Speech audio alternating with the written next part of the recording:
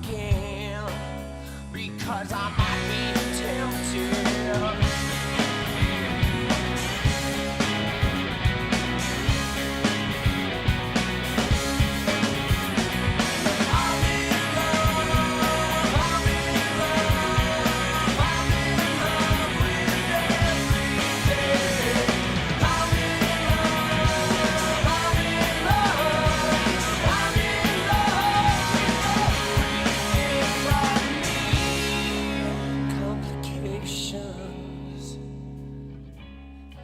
Always get me into these situations again, because I might be tempted. I'm in love, I'm in love, I'm in love with everything. I'm in love, I'm in love, I'm in love with everything but me. But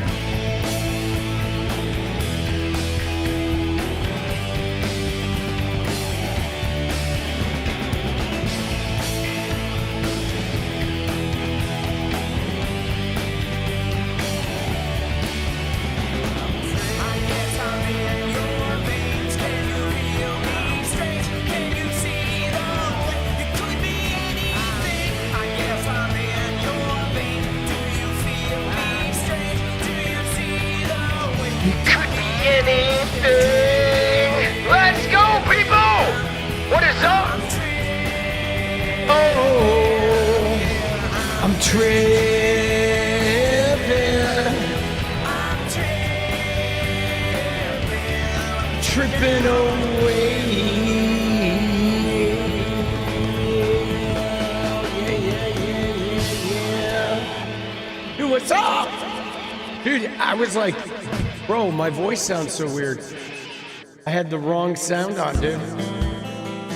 Oh, shit. Here we go.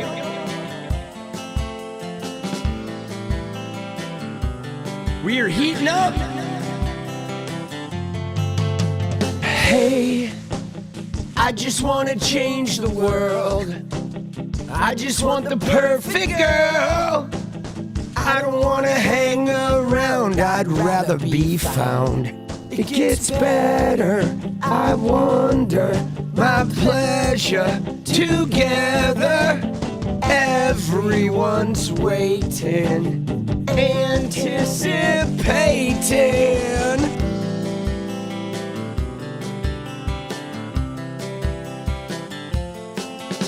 Dude, we got some chaos. It's all right.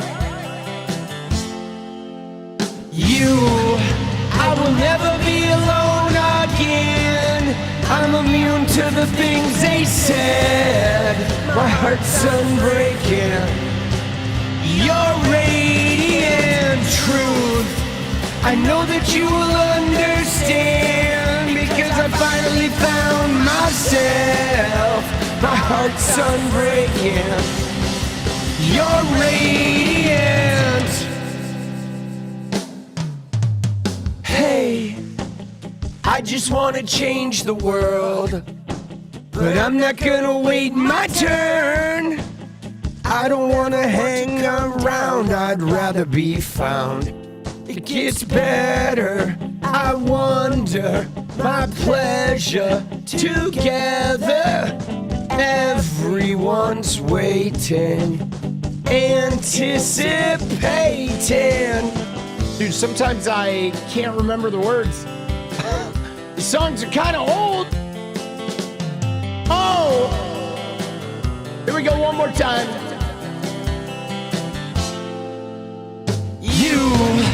I will never be alone again. I'm immune to the things they said. My heart's unbreaking. You're radiant truth. I know that you will understand, because I finally found myself. My heart's unbreaking. You're radiant. You're radiant. This is a pretty song, isn't it? Radiate my world. Oh. Radiate.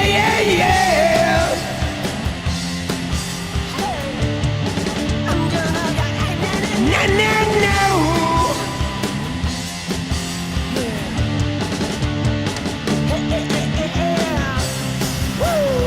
I can't pretend. No, no, no, no. I hope this never ends. It's about you. I will never be alone again. I'm immune to the things they said. My heart's unbreaking. You're radiant truth. I know that you will understand, because I finally found myself. My heart's unbreaking. You're radiant. You're radiant.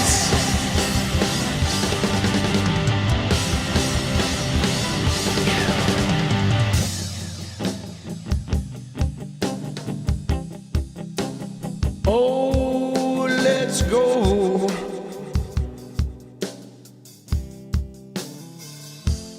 Dude, how we doing? How we doing? How we doing on this fine Wednesday evening? Ah, dude, that song's a banger. All right. All right. Oh, shit. Yeah, I saw that. I saw some people putting that in the Discord, that 𝗙ecie𝗶𝗶𝗀𝗀 was reading the tweet about the helicopters. Let's go. Dude, I'm telling you, the tweet about the helicopters, like, those helicopters are everything, boss. They really are, man. I saw somebody else say something too that like everybody has their own their own like vacation homes and shit in the Caribbean. And like, I bet almost everybody who visited Epstein Island just took a helicopter over there. You know what I'm saying? Like, we have no fucking comprehension. Dude, Ella, LFG, you rock, boss. Thank you for being here with us every night. Let's go. Dude, thank you, Ella. We have no comprehension as to how many people and who went to that island. You know what I'm saying? It's like we have no fucking comprehension. Okay? None. Dude, stop stupidity with the 5 memberships. Let's go. Let's go, baby. Big 5. Cool hat. Dude, this is my Mariners hat. Let's go. We love it. Love to see it. Dude, let's fucking go. Clap 2, baby. Clap 2. I love it. I know that's like an emote, but like I love how it just says clap 2. Clap 2. Oh shit. Clap 2? You too? Me too? Yeah, me too. Let's go. Let's clap it up, dude. Yeah, no, like the Elon thing is really fucking bizarre, dude. It is bizarro, okay? Let's start off. Let's talk a little bit about the Elon thing. Because today, guys, here, let me just tell you. I'm trying to catch up on sleep. Today, I fucking caught up on a little gym, a little sauna grind. So tonight, I think we're going to probably go short, okay? And because I have a video, I only made one video today and a bunch of shorts, but I have a video that's like basically ready. So I have a very unusual opportunity here of us being able to do kind of a short stream and then me being able to actually get a full night's sleep, which is like, that never happens. So I'm going to take advantage of that. So we're going to blow through some shit. If there's other shit that we really need to look at, let me know. But here's what I would like to do is I do want to talk a little bit about Elon. Okay. I do want to talk a little bit about Elon Musk. Kyle blew it up today. Run that. Yeah. Well, yeah, I don't, you know, I can't really just watch Kyle's videos and stream because that's not going to I can't make YouTube videos out of that, boss. You know what I'm saying? My YouTube channel is not me reacting to other YouTubers, unfortunately, right? Dude, I mean, I love Kyle, but like, you know what I'm saying? I have to be making content that I can make into like YouTube videos, right? You know, I mean, I'm a little envious. I wish I sort of had the Vanguard role, right? Those guys, that's kind of what they do, right? You know what I mean? But sadly, that's not me, right? Dude, fucking, I do love Kyle though. He is amazing. And I wish I had, like, I'm envious that he obviously has an editor, you know, so he can just like do a long piece and then, you know, he's going to get 10 videos out of it. Dude, I can't wait until I'm big enough, right? I can't wait until I'm big enough for like to actually be able to hire an editor and shit. You know what I'm saying? Like, that's going to be so nice when I can just stream and like, you know, put out like 8 videos a day, fucking 10 videos a day, right? I'm super envious of that, right? But, so here's what I want to look at though. I want to look at, obviously we got to look at Elon, okay? Because there's a couple of things going on with Elon.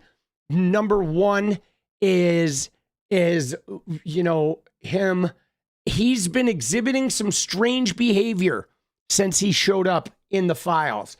And today he just became worth like $800 billion, okay? Which is another thing through like some fuckery, okay? Because I don't know if you guys noticed what went on today, but SpaceX bought XAI, okay? And this is, dude, this is part of like the Elon con, okay? And part of his con is about like weird valuations and shit. And so he's always having like his companies buy his other companies. And right, dude, yeah, he's done this like multiple times, dude. And he is fucking, dude, like you know what he's doing? He is like creating like valuations. He's getting ready for the elections, guys. Okay. He is getting ready to dump a shitload of money into the midterm elections, desperately trying to help the Republicans hold power in the House. Let me just tell you, that's what he's doing. Okay. And quite possibly he's trying to cover his ass because they are like, Europe is maybe going to throw the fucking book at him. Okay. But we'll talk about that in a minute. Right. Dude. Yeah, no, this shit is so dark. Like, I feel like it's so crooked what he's always doing, you know? But all right. So we're going to talk about Elon for like a minute. And then we got to look at a little bit of that Trump interview. Trump did a thing on NBC today that was pretty batshit. There is a segment where he kind of goes on this ramble about the 2020 election. Okay. That is like a huge sort of, you know, I feel like that is really going to come into the focus here. There is some shit that is about to go on, like absolute fuckery, guys, is about to take place in the American political environment. And I feel like it's on two fronts.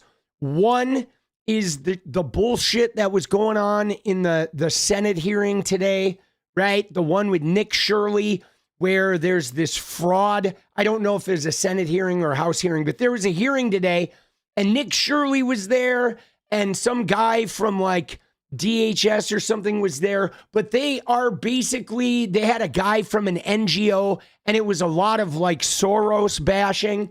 And so there's like a twofold storm that I see brewing in Republican propaganda land, where side one is that they're going to say that there's a whole bunch of fraud taking place in states, but they're trying to weaponize it.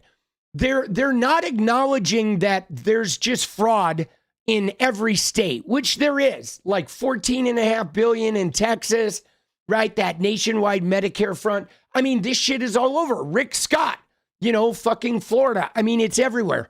But what Republicans are trying to do is they are trying to say that Democrats are perpetrating the fraud in order to take that money and put it into their cheating in the elections.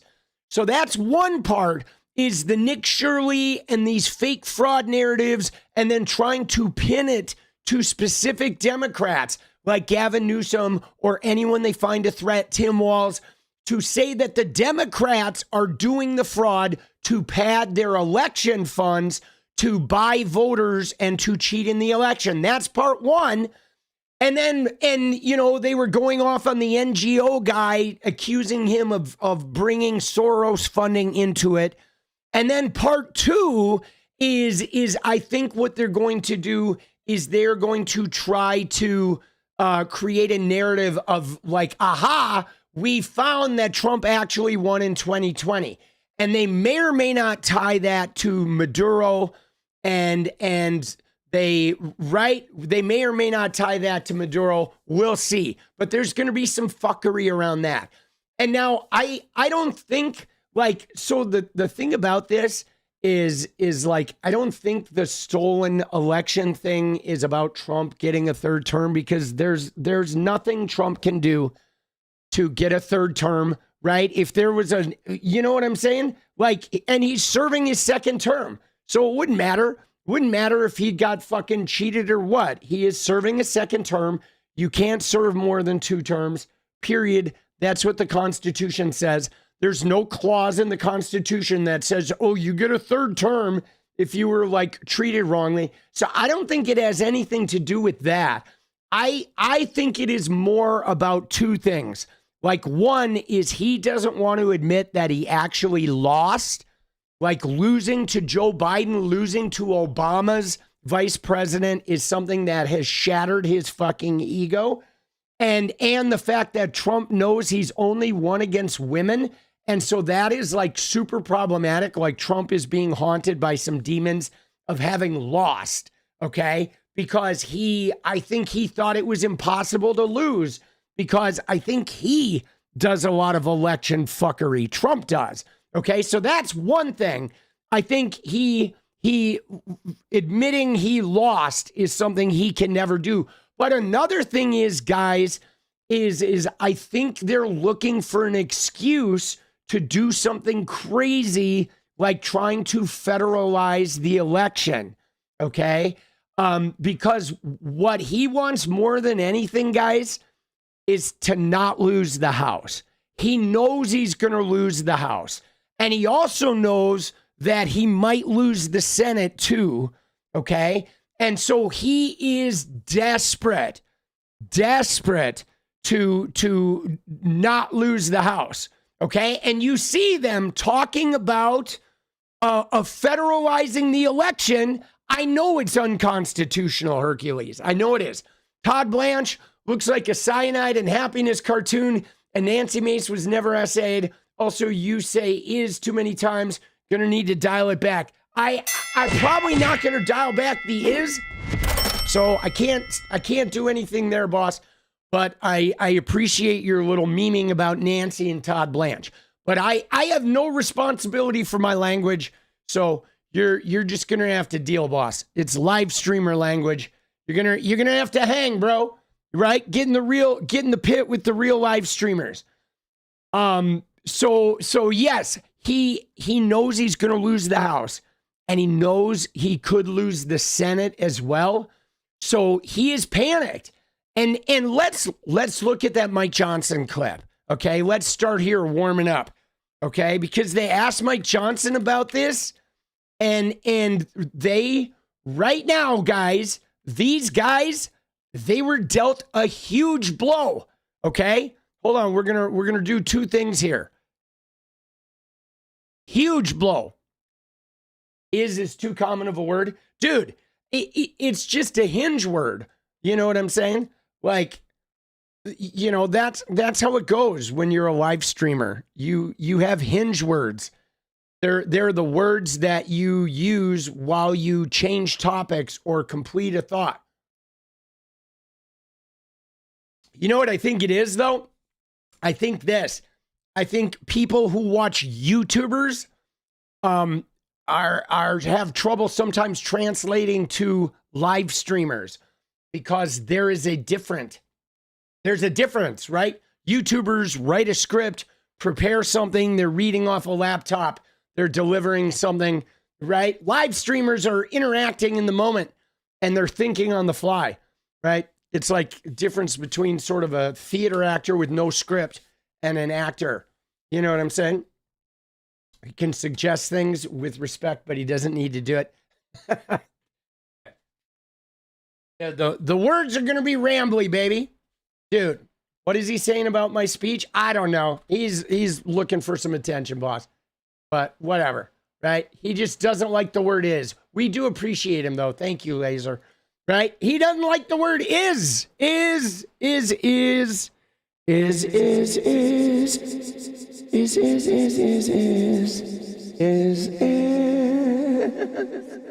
All right. Anyway, back to my thought here. So they got dealt a blow today, guys. Okay? Dude, they got dealt a serious blow right here, guys. Look at this. Look at this. This is fucking big, boss. Right? Happened this morning.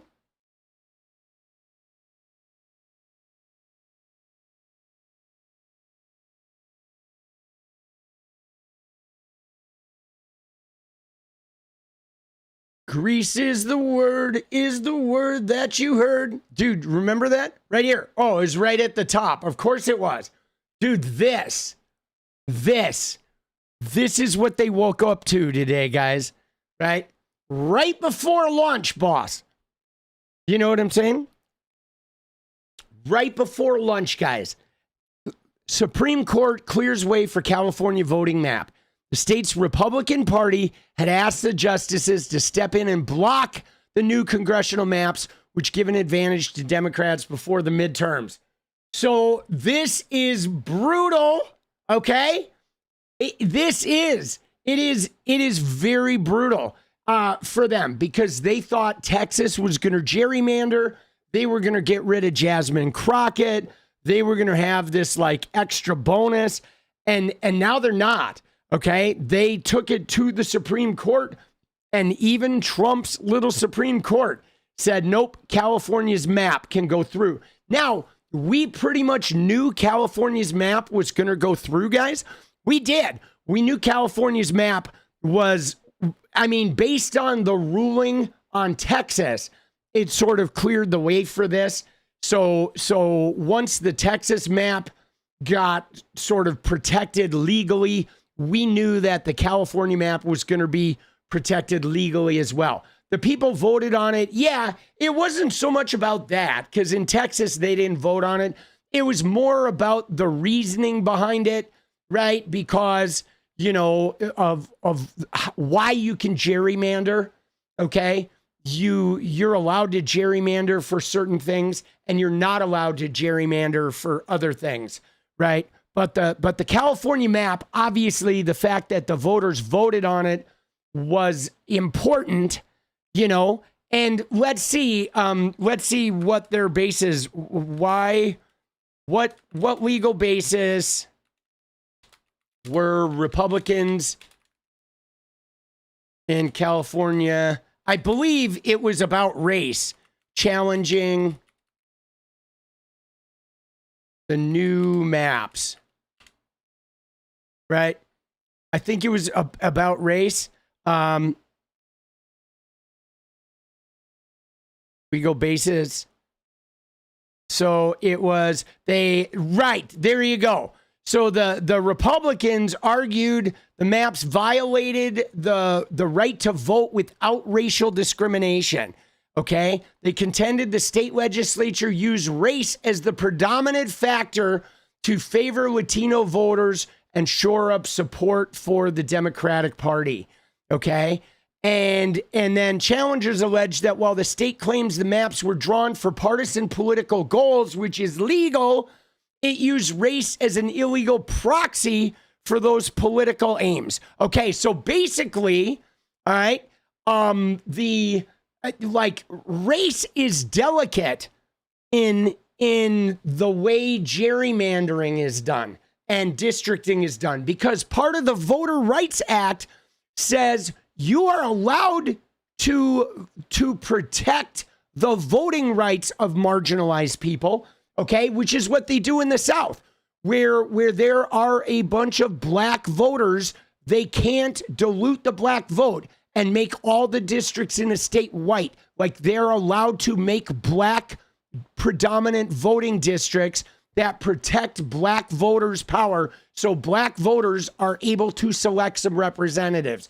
The Voter Rights Act allows that. So there's a bunch of districts that protect the voting rights of black voters in the South.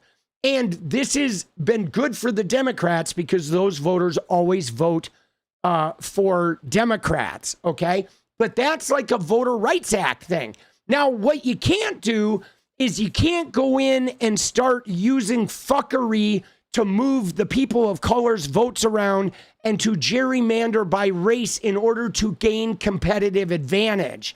Okay? You can gerrymander by race in order to make sure that races are being represented, but you can't use race as a means of extracting more power out of the state. Okay? You can't, right? But you can for partisan advantage. You can make a state more Democratic or more Republican as you want. You just can't use race to do it. Okay, now, you ready for a news flash?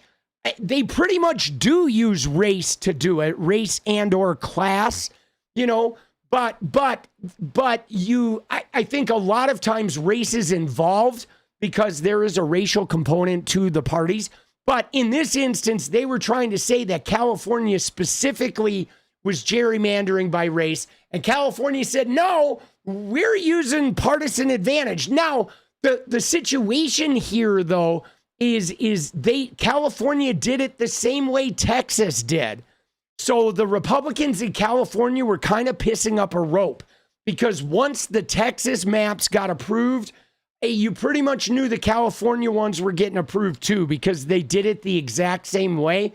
Because I think Gavin Newsom's team was just not going to, right? They were not going to screw this up, okay? It was too big a deal.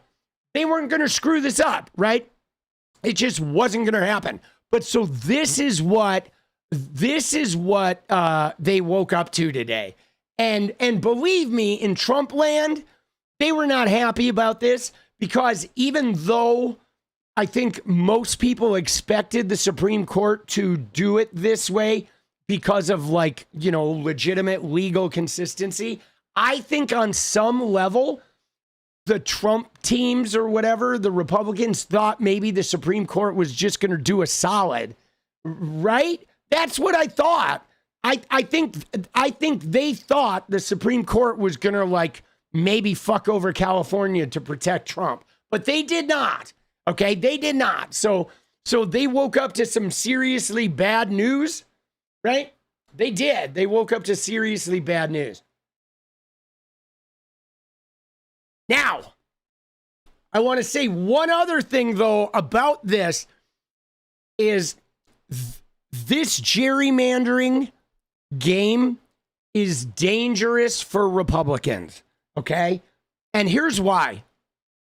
We talked yesterday or 2 days ago about the representative from Washington, Maria 𝗙ecie𝗶𝗹𝗀, and Tom Suozzi, the Democrat who won George Santos's district over in Long Island, right? And what we talked about, though, guys, is this, is Republicans sometimes lose red districts to conservative Democrats. It doesn't go the other way around. Republicans don't pick up blue districts. They just don't. They might win a purple district, but a Republican will never win a blue district.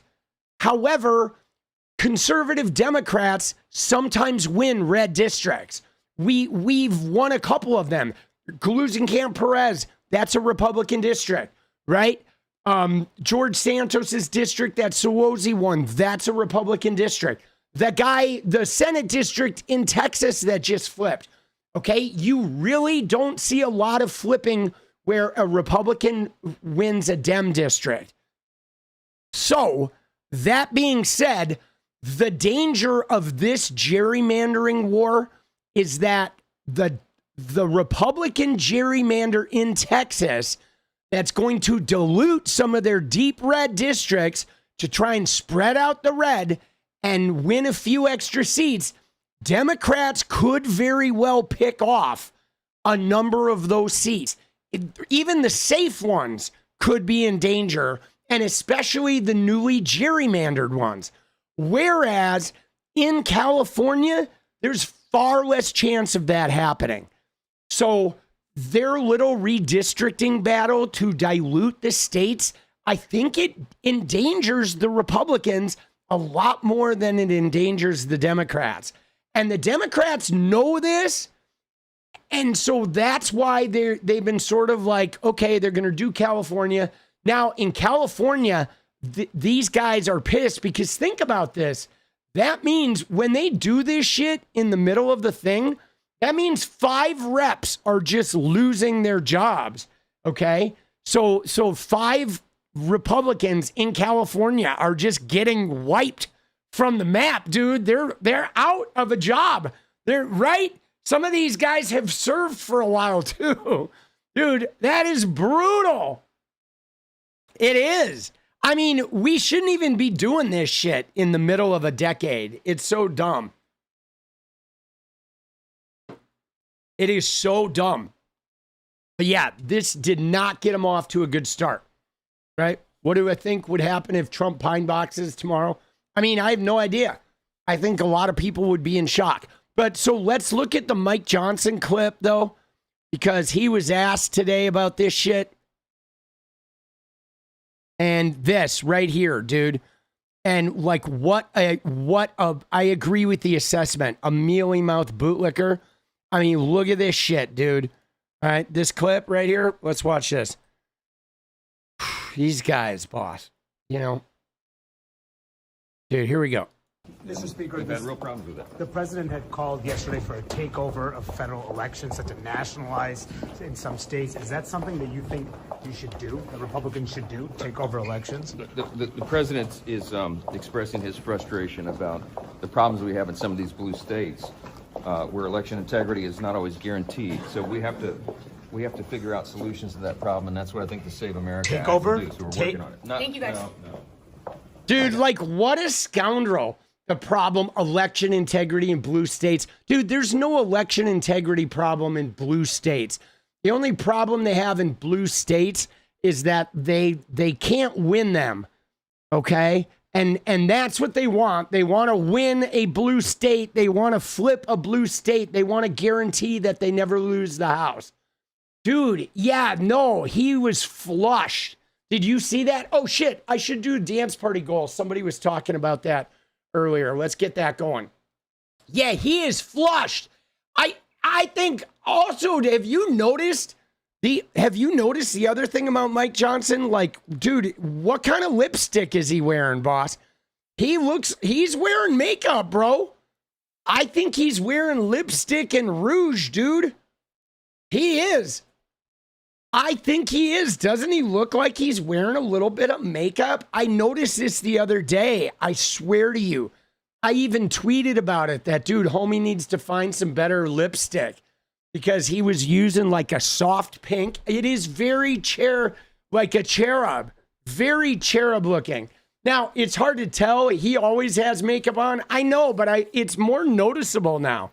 And I don't know if it's more noticeable because the stress is getting to him and maybe he's getting more pale, like he's losing some of the color, okay? Like I think the stress may be getting to this guy because he has lost the House completely. He does look like fucking, like, who's the guy in Pinocchio? There's a character in there that's like, there's somebody else in Pinocchio. Who's the other guy? Geppetto or something. Dude, I love the name Geppetto. But look at him. I mean, he is stressing, dude.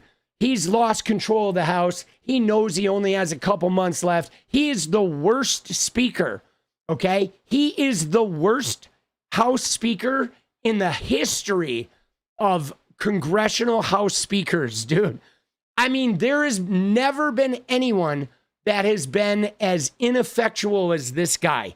Dude, Speedy Steve, let's go, baby. All right, let's do the dance goal. Let's go. I mean, nobody has ever been as ineffective as him, okay? Congress has been on vacation more. They have been adjourned more than any other Congress in fucking history, boss. He's lost his own caucus. They can't get legislation passed very well. It takes him like multiple failed votes. I mean, he's just so bad. He is so bad at this job, dude. But guys, this is an alarm that we need to pay attention to. Stop stupidity. Let's go. I'm serious. It is against the Constitution to federalize the elections. Ella, let's go. It is against the Constitution for the federal government to do anything with the elections. The federal government has no power or clout involving the elections. They don't, like Congress can pass laws, Okay. And that's it. But the president, the executive branch, Donald Trump's little whatever wet dream of, oh, I'm going to write an executive order or we're going to take control of the elections. No, you're not. And Congress can't even take control of the elections. They can pass laws related to, generalities in the election process, right? Like they could pass laws about mail-in voting, or they could pass laws about like voter ID and shit like that. Mike Johnson will be remembered as a lapdog Micro Johnson. Indeed, he will, right?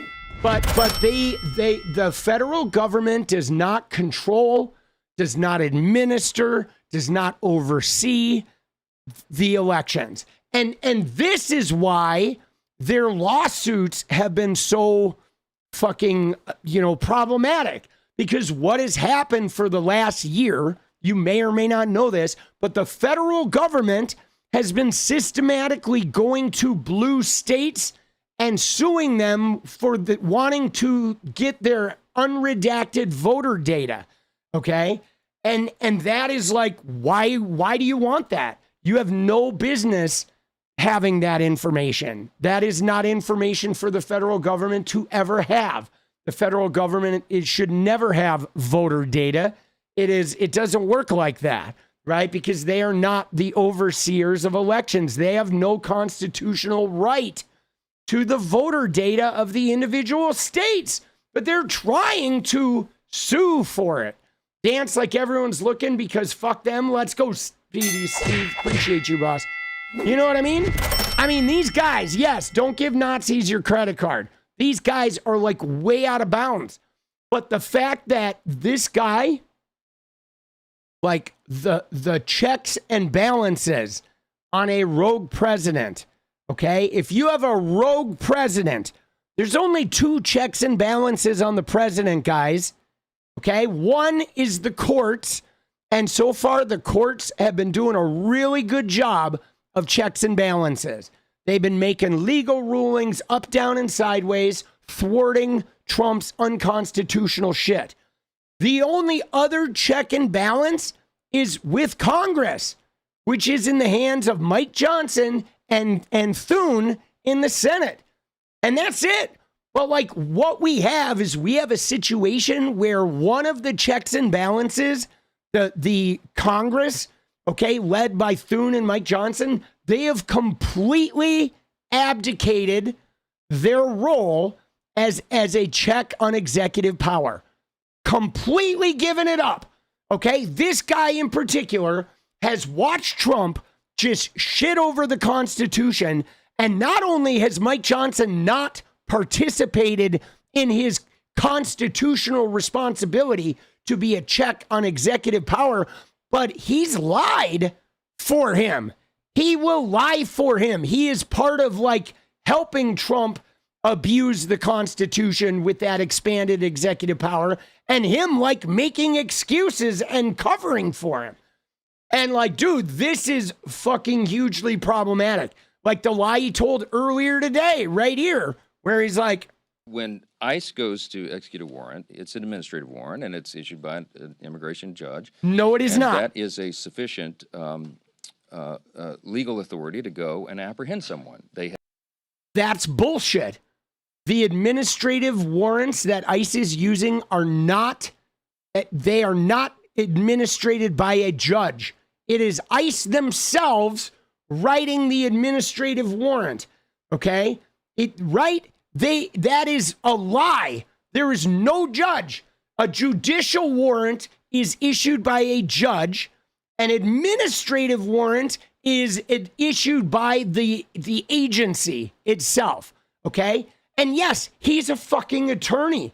So either he's dumb as fuck, right? Or he knows. He's got to know.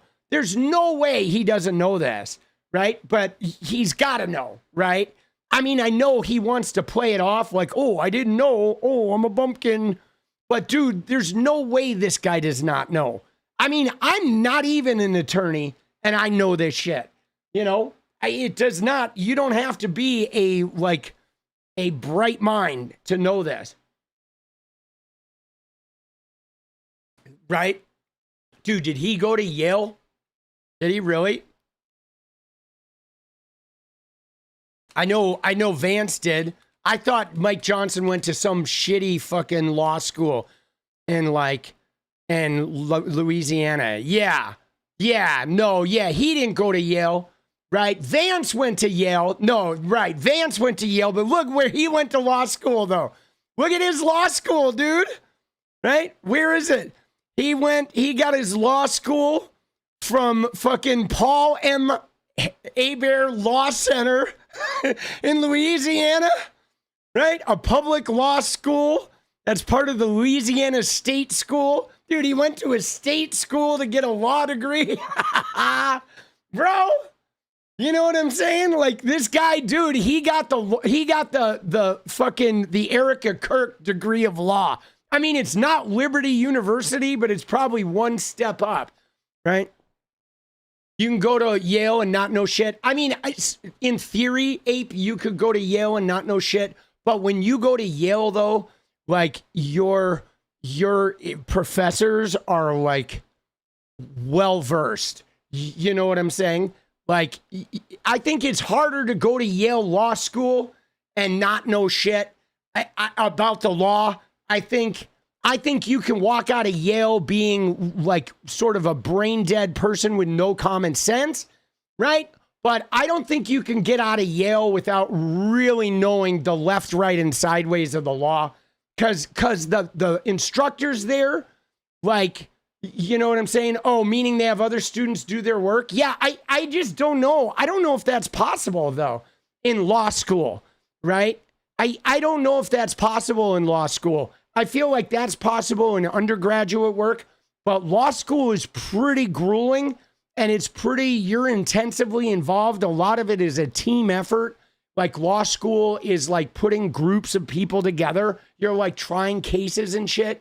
And it's like, I'm not saying it doesn't happen, but all of my fucking college friends went to law school, and law school is a highly competitive, highly immersive environment that is sort of designed to prevent that type of behavior, because you don't really want somebody getting a law degree that can't, you know what I'm saying? That can't like perform, you know? I mean, you know, it's like really important, you know what I mean? And yeah, you have to pass the bar, which is hard, bro.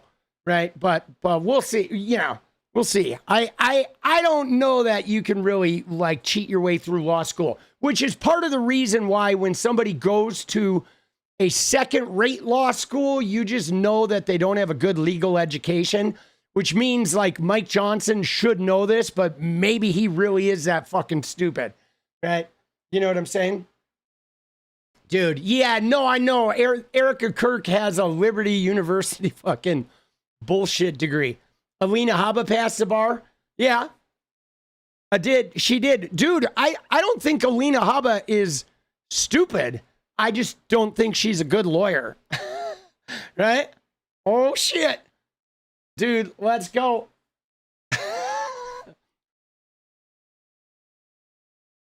Right?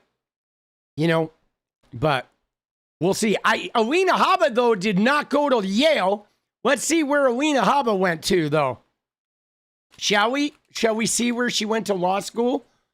Dude, let's see where she went. She went to Widener Commonwealth Law School. Widener Commonwealth. All right? Look at that. Dude, shit. 53.75% Yale. So half of the people who graduate from Widener fail the bar, guys. Half. Almost half, dude. Look at that. The bar pass, 53.75. Let's see if they have a Yale's thing on there. All right. Let's see if the bar pass rate. Look at that. Yale bar pass rate, 99. You see the difference there? The Yale bar pass rate is 99%, right? And then you go to Alina's thing in Widener, and it's fucking almost half, dude. Bro, let's see if his law school has this. Let's look at Mike Johnson's. Okay. Isn't that funny? I mean, it's telling. All right. And Mike Johnson's has a 92. So Mike Johnson's is not Widener. But,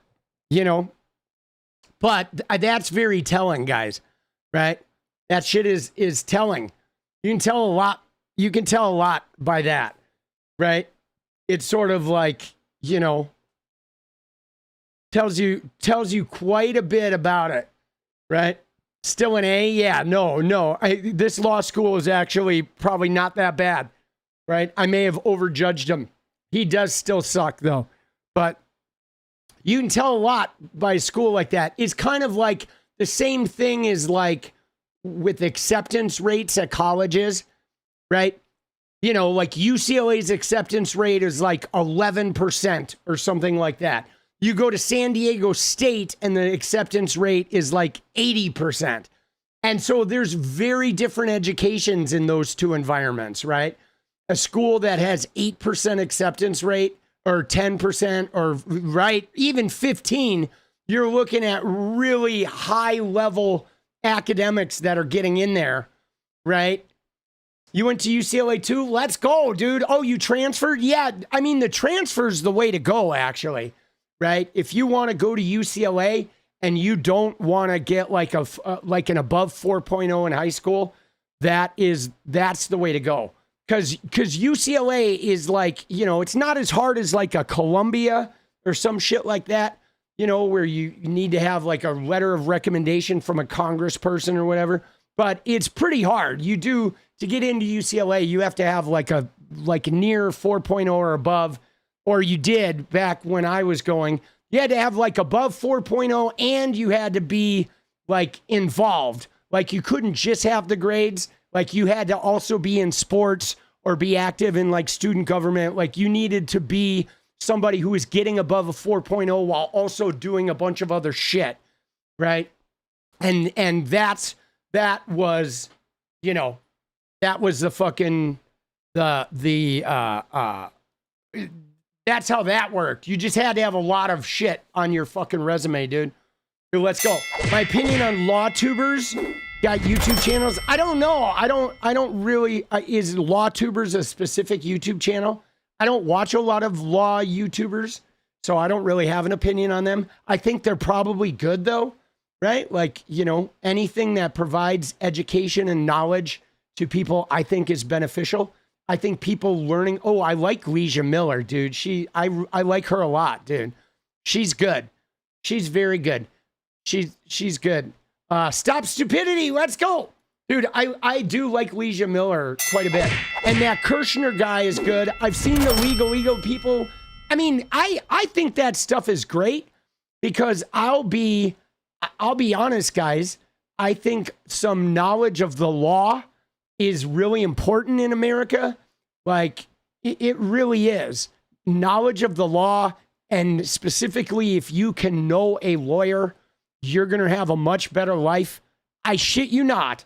If you know a good lawyer, if you have access to a good lawyer, it's not even somebody you need to hire. Ideally, you want a good lawyer who's like a friend, somebody you can go out and just have lunch with and fucking get counsel from them. If you have a good lawyer in your orbit, either one you're paying or one who is a friend, your experience in America is going to be 50 times better because the American legal system is designed to have escape valves and protections. But the problem is the only people that know about the protections are people who know about the law. They're not like, the protections don't scream at you. They're protections that are available to people who know what to look for. Okay? That's what it's kind of designed for. Our legal system is class-based.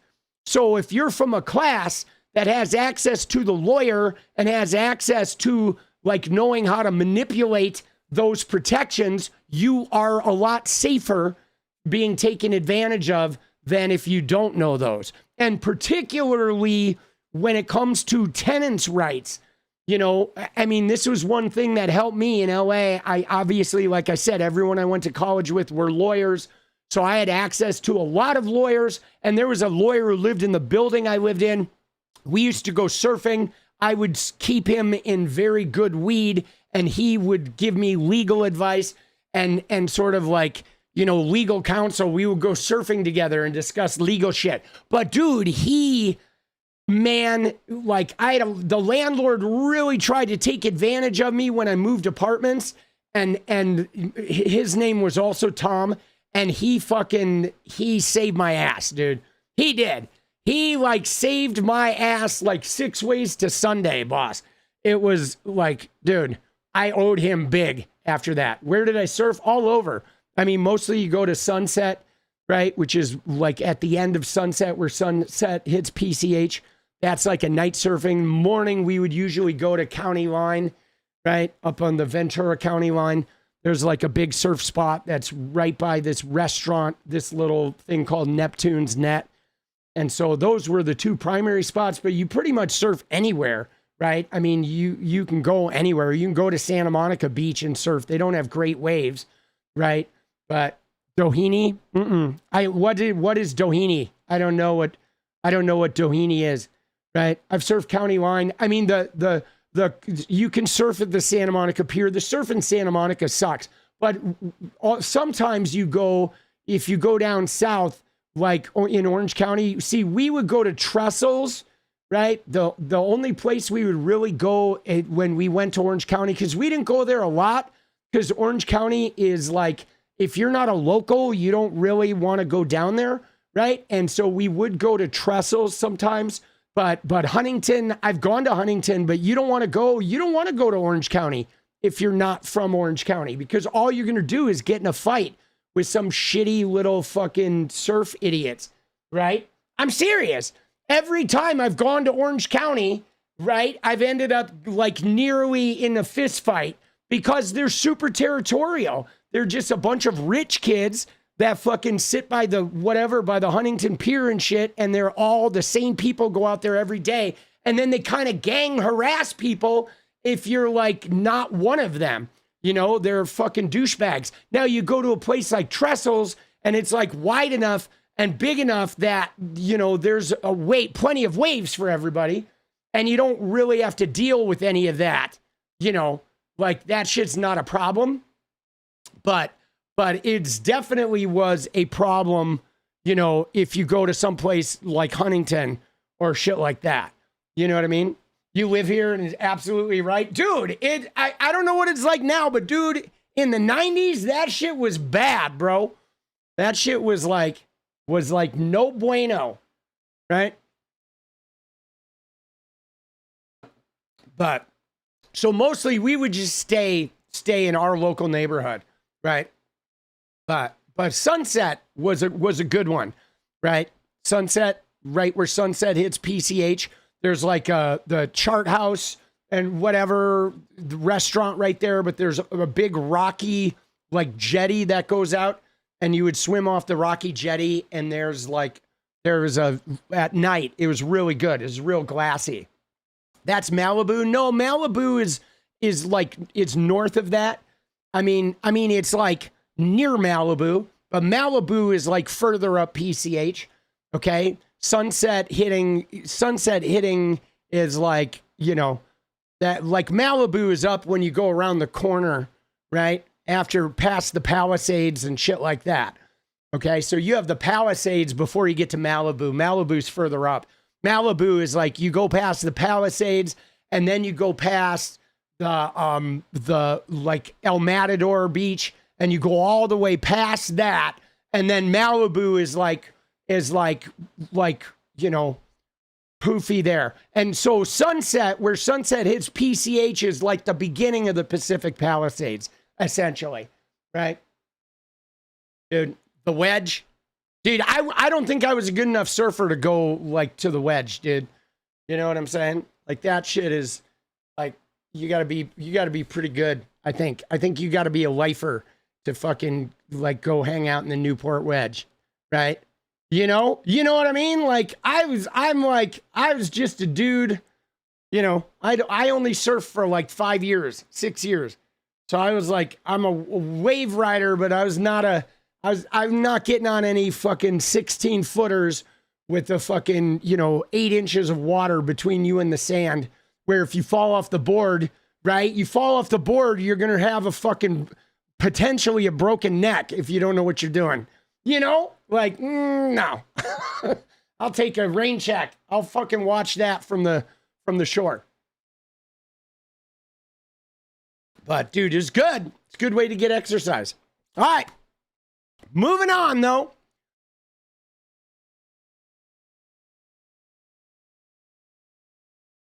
Dude, let's fucking... All right.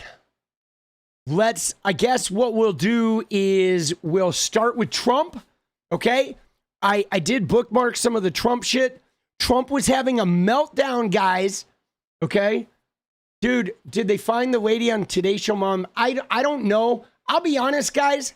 I've not really followed that shit, whatever, the Guthrie case, because to me, dude, I don't like that shit, okay? And here's why I don't like that shit. Dude, John, dance, baby.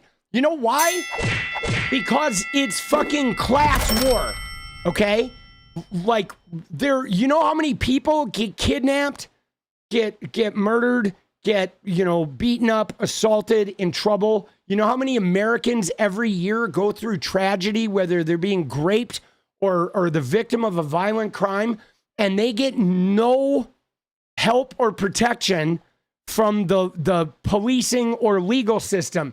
But the minute some famous newscaster's mom, right, most crimes go unsolved, and you're lucky if you can even get an investigator. Look what they've done with the Epstein case.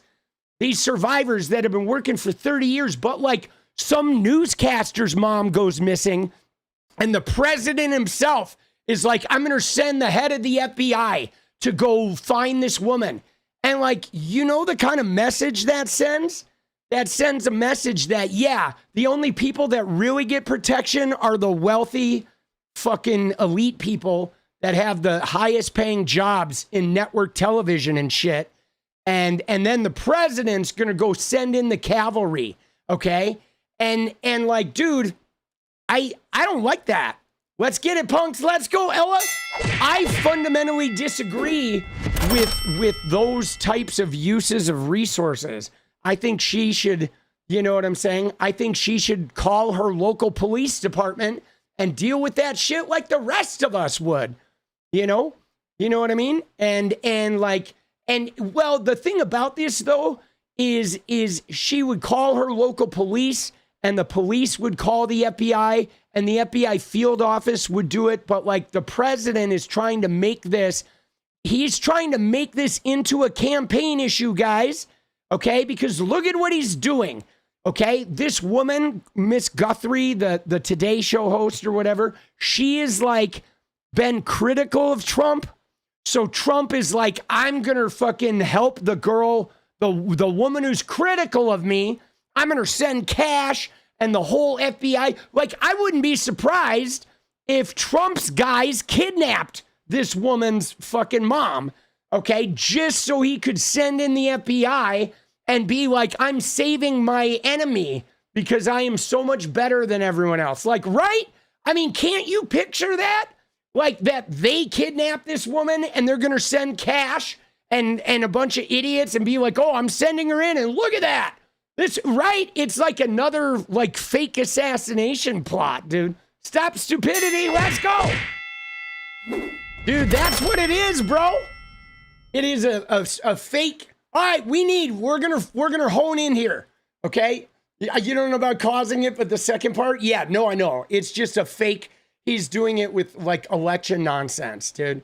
Dude, nothing is off the table. Dude, we got 4 minutes. We need 11 and 4, baby, to secure the dance party. Let's go 10 and 4. Stop the stupidity. Let's go. Oh! Hey! Dude, I'm speaking in tongues. I'm speaking in tongues. Dude, let's go. All right, dude, 10 and 4, baby. We can do this. 9, 8, and 4. Dude, stop stupidity. Let's go. Dude, nothing is too low for these grifters. Dude, nothing. Dude, JD, nothing. Nothing is off the table for these hosers, bro. All right? Dude. Dude, does Sneeko speak in tongues? Dude, la da ba ba da da da. Dude, I'm on my Paula White trip, dude. Paula White. Hey, if I see Paula White, I'm going to ask her to dance, man. I'm going to say, will you speak in tongues with me, Paula? Dude, stop stupidity. Let's go. Kidding. Dude, she is crazy, bro. All right, 3 minutes, guys. Let's go. 7 and 3. We got this. Easy peasy. We have to protect our state voting rolls from being seized forcefully. No, they are. They are, Edge. There are legal battles, and they've been winning them, too. They've been winning them. Stop stupidity. Let's go. They have been winning them in multiple states, okay, about the voter data. Because there's just no constitutional, right for that. Dude, dance party. Sue me. Let's go.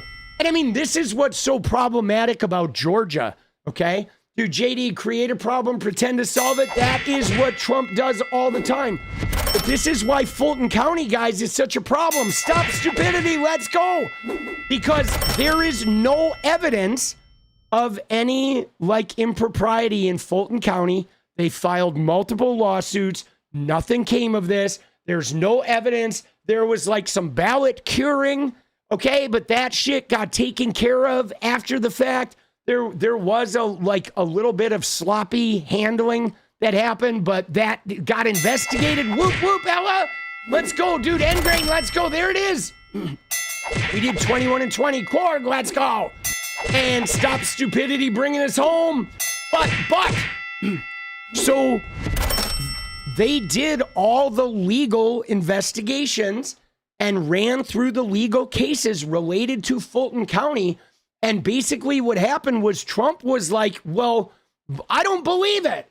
I don't believe the legal cases and I don't believe the legal outcomes. So now I'm going to use the power of the government to go and just take the ballots and dude, that shit is crazy. Dude, siempre antifascista. Thank you, JD. Let's go. Dude, Paula, thanks for showing up for all of us. I got you, Paula. I'm going to be here, dude. And Tony said, rock, rock, rock. Rock, rock, rock, rock, rock and roll high school. Let's go. But so yeah. So for him to just go in and just take the ballots and be like, I don't really believe what the court says. We're just going to fucking take this shit. That is outrageous, bro. That was outrageous. Oh, you like my pronunciation? I mean, I'm pretty good with phonetics, guys.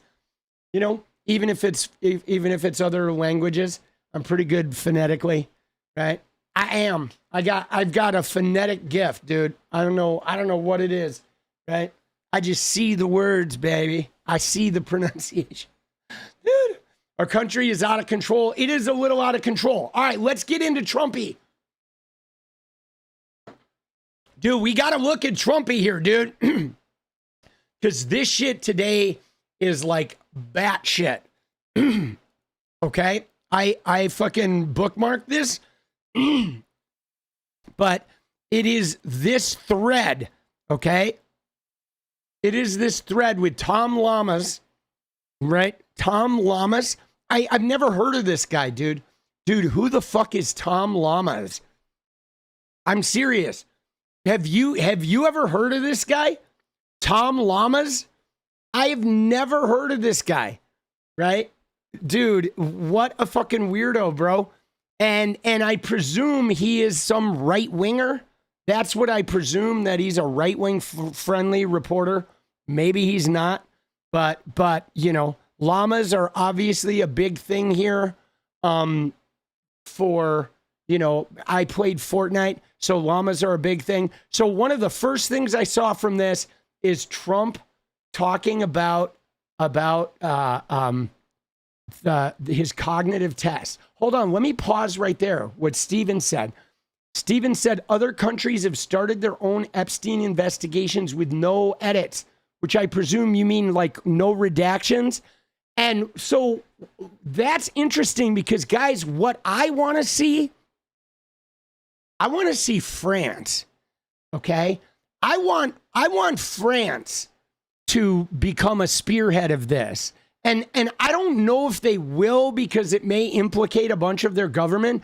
But the French police raided his Paris apartment, and they found cameras, they found video, they found all sorts of shit, and nobody has ever seen that.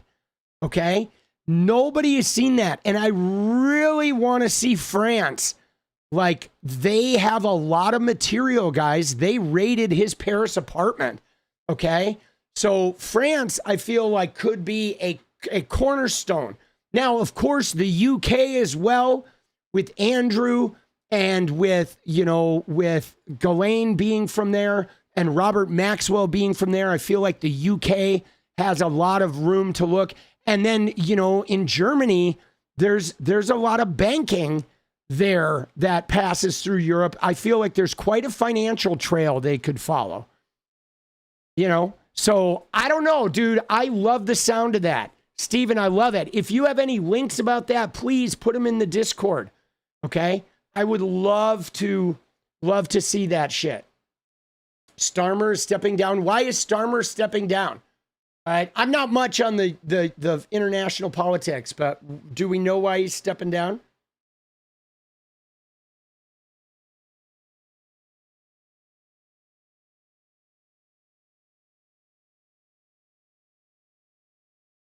Oh, is he Epsteined out? Oh, got it.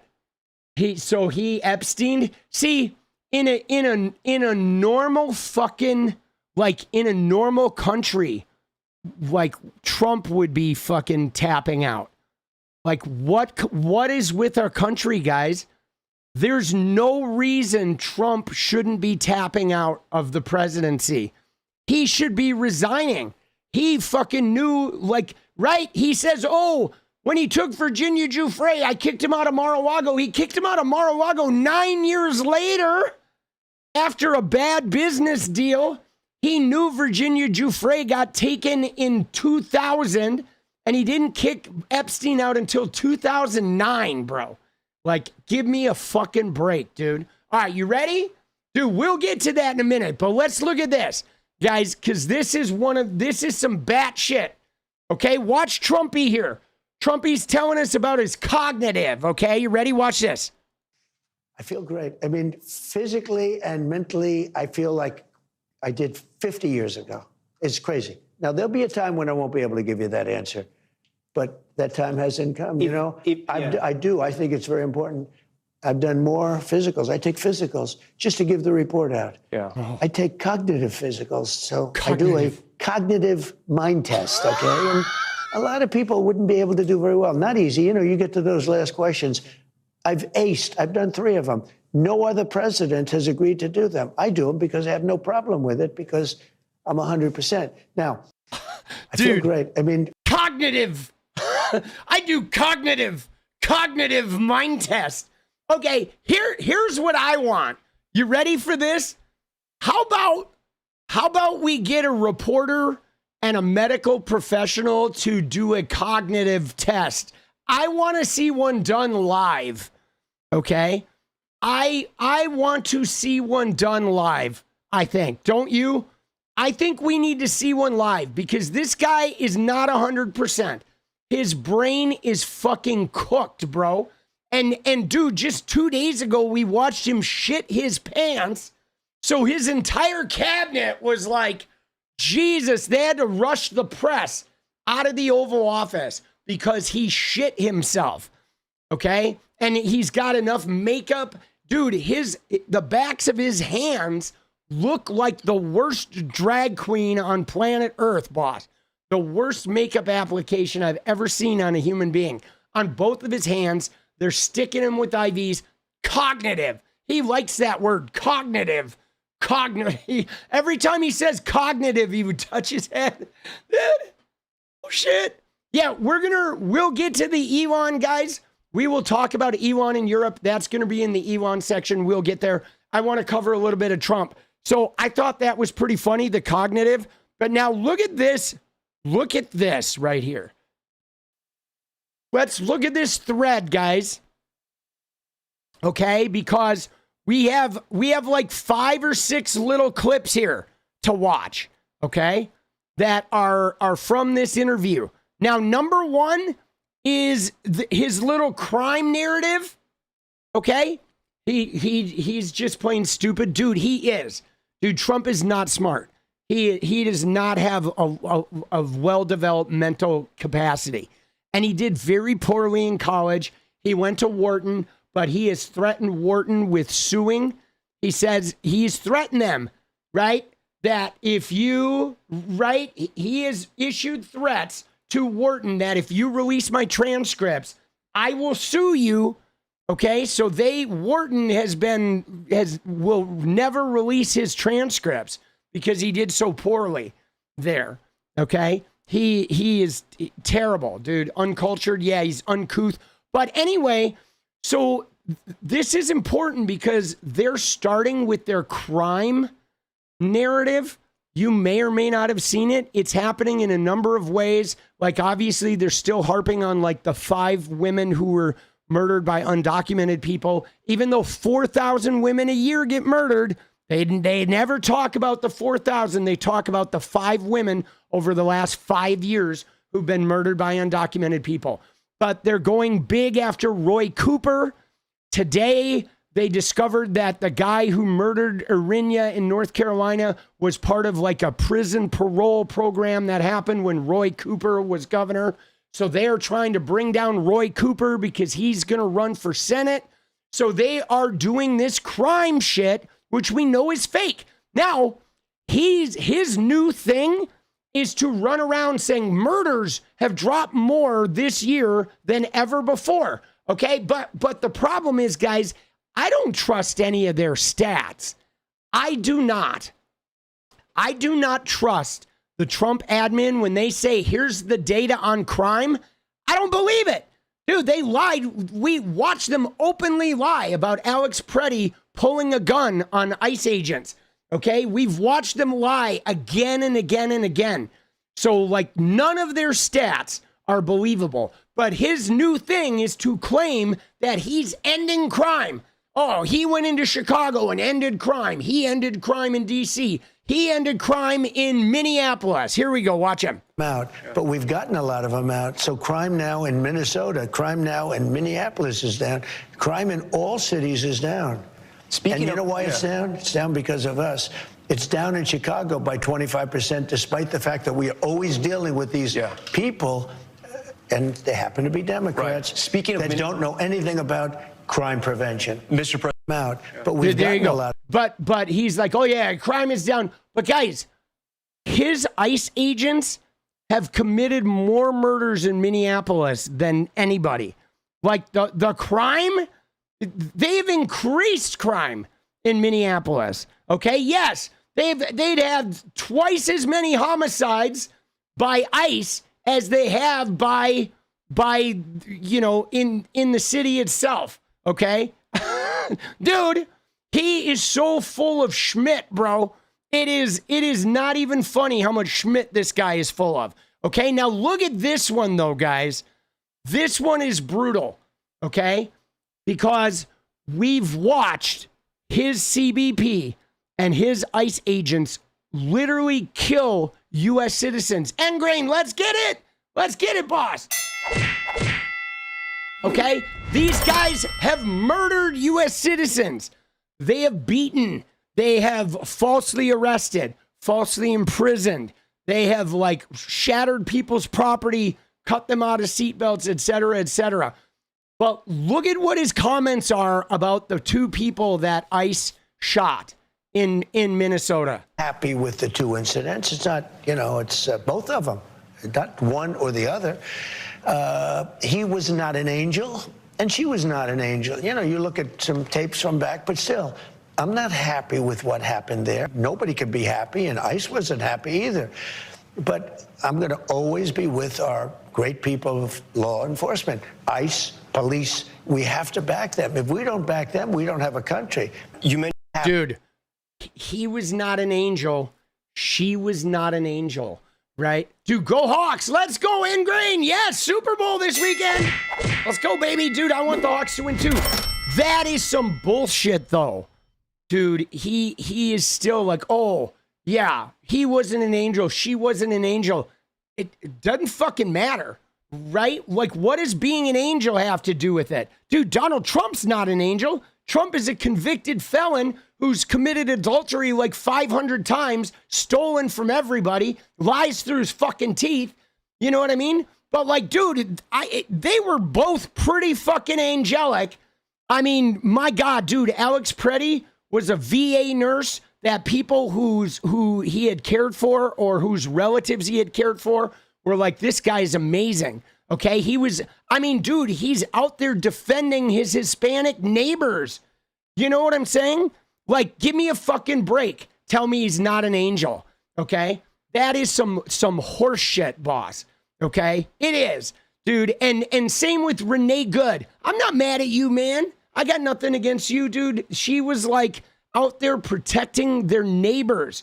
Okay, and I want to pause right now, because I'm heated about this, about the protection of neighbors. And there's a woman who spoke to the Beaverton City Council the other night that put a TikTok out that addresses this very thing about taking care of our communities. And I put it on my Twitter today. I'm going to play it for you guys. It's 3 minutes, but like, guys, you want to hear something powerful? You got to listen to this woman, okay? She's a mom in Beaverton. And she went to the Beaverton City Council, and you know, we're a sanctuary state, okay? Beaverton, so you guys, you may not know, Beaverton is a suburb of Portland, and Beaverton is like where the Nike campus is, okay? That's what Beaverton is, and Intel, right? There's a Nike campus out in Beaverton. There's Intel out in Beaverton. That's where the big campuses are. It is suburbs, you know, I don't know, 15 miles out of Portland, okay? But this woman, you ready? You want to watch something that is going to fucking move you? Like, get ready, okay? This woman calls it out, guys, okay? You ready? You ready to see something? You ready to see something powerful? Like, watch this. Here we go. Hi, my name is 𝗙𝗚𝗽𝗏, and I'm a resident of Beaverton. I'm also the great-granddaughter of first-generation immigrants from Norway and Sweden. I'm here to speak for the nearly 20,000 Hispanic neighbors I have who call this city home, a quarter of our entire population. But also, I'm here as a mother. I have a 7-year-old son who is blessed to be half Mexican, and he is a part of this community. And right now, he's afraid. He's afraid to go to school. He's afraid to go to the park. He thinks he's going to get kidnapped and taken away from me simply because of the color of his skin. He's afraid for his family, and he's afraid for his friends. When a 7-year-old boy in Beaverton views our city as a hunting ground, this council has failed its primary duty to protect its people. What we are seeing nationwide is innocent citizens caught in the crossfire of brutal immigration enforcement operations. When American citizens like Renee Good, 𝗟𝗡𝗞, or Keith Porter Jr. are murdered in cold blood, or our neighbors are disappeared into a system without due process that is not law and order, this is state-sponsored terrorism. When we aren't talking about statistics, we're talking about our neighbors. We're talking about Victor Cruz, a longtime Washington County resident and grandfather who was wrongfully profiled and detained despite having a work permit. We're talking about Paulino Martin, a Beaverton businessman and father of 30 years who was arrested while going to lunch and deported in 3 days without a warrant. We're even seeing the unthinkable, a father arrested by masked agents in a preschool parking lot here in Beaverton dropping off his daughter. And if we aren't safe in a preschool parking lot, where are we safe? In October last year alone, there was 135 documented ICE arrests in Washington County, accounting for half of the entire state's total. When our local police are seen as compliant with these operations, public safety collapses and trust is lost. Our government's primary mandate is the welfare of this community. You are not federal agents, you are our representatives. Every cent of our local tax revenue and every hour of our officers' times should go towards protecting our residents, not facilitating destruction of our own community. This is no longer about politics, not about being a Democrat or Republican. This is about being a human being and a community. And if we can't agree that children should feel safe and families belong together, then we have lost our way as a society, and anyone who isn't angry isn't paying attention. Oregon is supposed to be a sanctuary state, but the reality in Beaverton right now is that families are too scared to go to the grocery store, they're skipping doctor's appointments, they're staying home from work, and they're keeping their kids home from school. And when 25% of our city is forced to hide, our local economy suffers. and our moral fabric is shredded. A sanctuary that only exists on paper is not a sanctuary, it's a lie. In Leviticus 19:33-34, it says, when a foreigner resides among you in your land, do not mistreat them. The foreigner residing among you must be treated as your native born. Love them as yourself. And as our government, one nation under God, to claim the name of Christ while dehumanizing our neighbors is the height of hypocrisy. You can't love the Creator and hate the people he created. You don't get to indulge in the culture's food, the traditions, the holidays, the music, benefit from immigrant labor, rely on immigrant communities to hold up entire industries, and then support systems that terrorize, dehumanize, and destroy the people who make these possible. I'm asking Beaverton Police and City Hall, whose side are you on? It's not enough to simply say you don't coordinate with ICE. Silence is permission. Non-intervention is not safety. And if local police allow federal agents to operate unlawfully without challenge, they are complicit in the trauma of thousands, including my son and people like him. Reaffirm our sanctuary values. Make it unmistakably clear that Beaverton will not look the other way while residents are profiled or brutalized. Trust is only restored when people see their protectors actually protecting them, and every family in this city deserves to live without fear. Don't tell us your hands are tied while families are being untied. So, dude, isn't that amazing? Like, she had to bomb through it. If you're wondering why she was reading so fast, it was because there's a 3-minute time limit when you go to these city council things to make room for everybody. But, like, was that fucking powerful or what, dude? I saw that this morning, and it just blew me away because she made a really good point that, like, her son is afraid to leave the house. Okay, that like there's kids that are afraid to leave the house. A father dropping off his daughter at preschool. Like it's not even safe to take your kids to school without potentially being kidnapped. Okay, and that is outrageous. And how she said that, like, we're a sanctuary state, but it seems like you guys are just turning your backs on us. And like, we're not talking about criminals. Like, most of these people that ICE are harassing, they're not criminals. They're gardeners. They're busboys. They're restaurant workers. They're people that are farm workers. They're laborers. They're people who are, you know, really good with drywall or concrete or with the hammer. They're people just working jobs, okay, paying taxes and participating in the local economy, right? Dude, I want him to grow 1,000 assholes, get the runs, and live forever. Let's go, dude. Nameless. I'm into it. I'm down with that. You know what I'm saying? And I mean, but the way she threw in the Bible too, with the fact that you don't get to, I love that line. Like, I know she pulls in Leviticus, but I think the line for that really, like, to me just hit home was when she said, you don't get to call on the name of Christ and God and then like dislike his creations, right? You don't get to, like, you say that you're, you know, right? You don't get to say that you're a fucking agent of God, and then you're also judging and harming God's creations, right? She said it more eloquently, right? Where, let me find what she says. Where she says, the way she says right here, she says, right?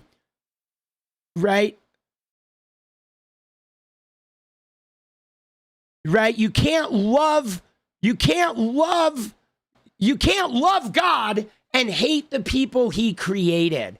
That's what it was, right? You can't love God, claim to love God, while also hating the people he created, you know? That is fucking so powerful, man. Yeah.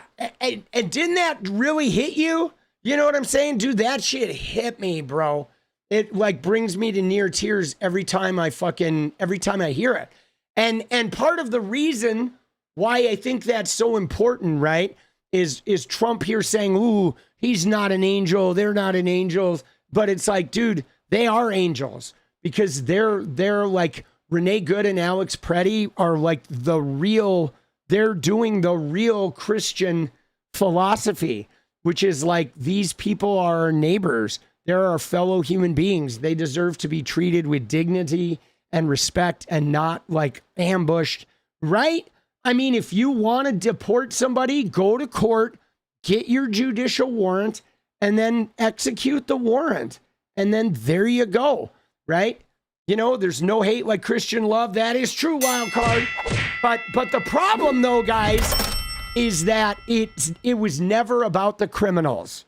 Okay, Donald Trump said it was about the criminals, the worst of the worst, the rapists and murderers and this, that, and the other, right? But he also said, oh, everybody's an animal. But he said it was about the criminals, but no, it's like they want to get rid of everyone. They want to get rid of U.S. citizens that are immigrants. If you are a U.S. citizen who became a citizen, but you have brown skin, they want you gone, dude. They want to take away your citizenship and deport you if you have brown skin, brown or black skin, period. Doesn't matter if you're a U.S. citizen or not.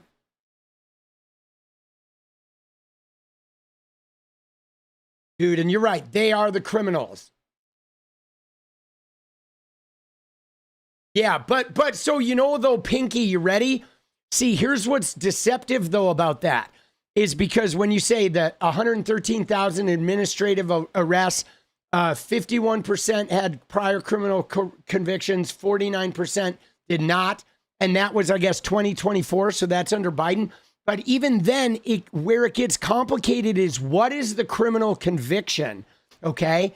And that's where it gets weird and where the data gets skewed, because everybody agrees if they're doing violent crimes or they're doing serious crimes, like they should be gone or they should remain here in prison and then get deported after they've served their time. But if you're getting like a criminal conviction for like, you know, a speeding ticket, or if you're getting a conviction for, you know, reckless driving, which is what they sometimes call speeding tickets, right? I don't know if you guys have ever been in that journey. But what happens is you get a speeding ticket if you're a white guy, but if you have brown skin and you're going 20 miles over the speed limit, they're going to give you reckless driving, which becomes a whole nother thing. Now that's like a criminal offense, okay? And so that is hardwired into our system that, you know, if a Hispanic guy goes 75 and a 55, he's getting a reckless driving, and that's a potential deportation. If I drive 75 and a 55, I'm going to get a speeding ticket. I'm going to go to traffic school and that shit is gone. Okay. And like, you know, and so some of those convictions are not like having anything to do with violence, you know what I'm saying? And so that's where it's like, you know, when I don't know what Biden's numbers were like, but I know with Trump, there's like 7% are like violent crime committers, you know, 7%, right, are the worst of the worst, as he says. You know, you drove off on an officer on a busy road and got away. Yeah, no, exactly, dude. If you were black, they would have killed you. Or even if you had been a woman, they may have killed you, right? Dude, shit fucking pisses me off, boss. All right, you ready? Now, here we go. You ready? Here's another one, guys. Watch this one. This one's important too, because again, this is part of the narrative here. Because guys, they're trying to cram this SAVE Act through. Okay, now the SAVE Act is deeply problematic, guys. And let me just tell you why. Okay, let me tell you why the SAVE Act is problematic. Number one is there's a weird loophole in there that can potentially disenfranchise married women, okay? Because married women's birth certificates say something different than what their driver's licenses say, okay? And so that is going to be a problem with married women. Now, what's going to happen, guys, with the SAVE Act is if this thing passes, they're going to let the white Republican married women vote, but they're going to make sure the black married women who have this discrepancy don't vote, okay? That's the point of their SAVE Act, is they will use it to disenfranchise. Another issue with the SAVE Act is even the requirement of the ID. Okay, here's the problem, guys. With the ID requirement, you know what happens? Okay, so first off, it's got to be an unexpired ID.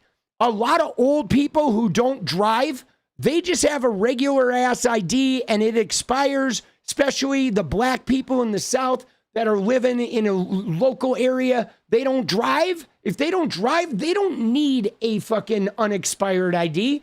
Okay, a lot of people, if you're not driving, if you're older, you fucking don't need, you just need an ID for like if you're going to the bank or some shit. You know what I'm saying? They check you when you fucking take money out. Okay, now, here's the problem. So what happens is they pass the SAVE Act, and then now there's a new ID requirement. So now, you know, anybody that's poor and people of color that are poor or older that don't have valid IDs, they have to go get a new ID, or now they have to go get a real ID. Well, number one, if they were born in a rural hospital, maybe they can't get a birth certificate. So now that's a hurdle. But you know, the other thing they do is they close the DMVs, guys. So what'll happen is the minute they pass the SAVE Act, and then a whole bunch of like people of color or poor people need to get IDs, they will go and close all the DMVs in the poor and the areas of color. And then now, if the black people need to go get a new ID or need to go get a real ID, or you got some old black voters that have an expired ID, now they have to go like 40 miles to the nearest DMV if they want to get a fucking ID, okay? And they do this shit. This is why same-day voting, they do the same shit. They close all the precincts in the neighborhoods of color, okay? So they fucking do this shit all the time. This is why the SAVE ID is some bullshit, okay? It is some bullshit, okay? They don't, if you want to do it, I mean, I fucking said it, guys. I said it real easy, guys. You ready? I fucking posted about this. I have a little tweet that's going like semi-viral, right? And I said 3 conditions, okay, that would be real simple, that no Democrats would have an issue with this law, okay? And here they are. Is like, number 1, the government provides the ID and it never expires, okay? That's it. Okay, the government gets you that ID. If you need your birth certificate, if you need documents, the government takes care of that. It gives you the ID. It never expires. You change your picture every 20 years or whatever. That's fine. The government, you send them a new picture, they send you a new fucking ID, period. Boom, bap. Number 2, the government pays for the IDs, so it's not a poll tax. You don't have to go get a $130 ID. And number 3, right here, the law kicks in only after the government has distributed IDs for every registered voter, which means the government does due diligence to track down every registered voter. They send them a registered mail fucking copy of the ID or whatever. They at least send it. And then once they have sent these IDs, legitimate IDs, to every registered voter, then you could have a national voter ID. If they did that, no one would have an issue. Boom. Okay. The government provides it. The government funds the ID. And then we start it when everyone's got access. Then there's no issue, guys. Then you fucking give out the ID. The minute somebody turns 18, they get their national voter ID. Boom, bap. You're right. There you go. And automatically they're registered to vote. Easy peasy. You know what I'm saying? No one would have an issue. But here's the problem, guys. The problem is their narrative, okay? The problem is their narrative, because the narrative that Trump is trying to sell, guys, is this, is that if you don't want to pass our voter ID, that means you're cheating. And it's like, no, it does not.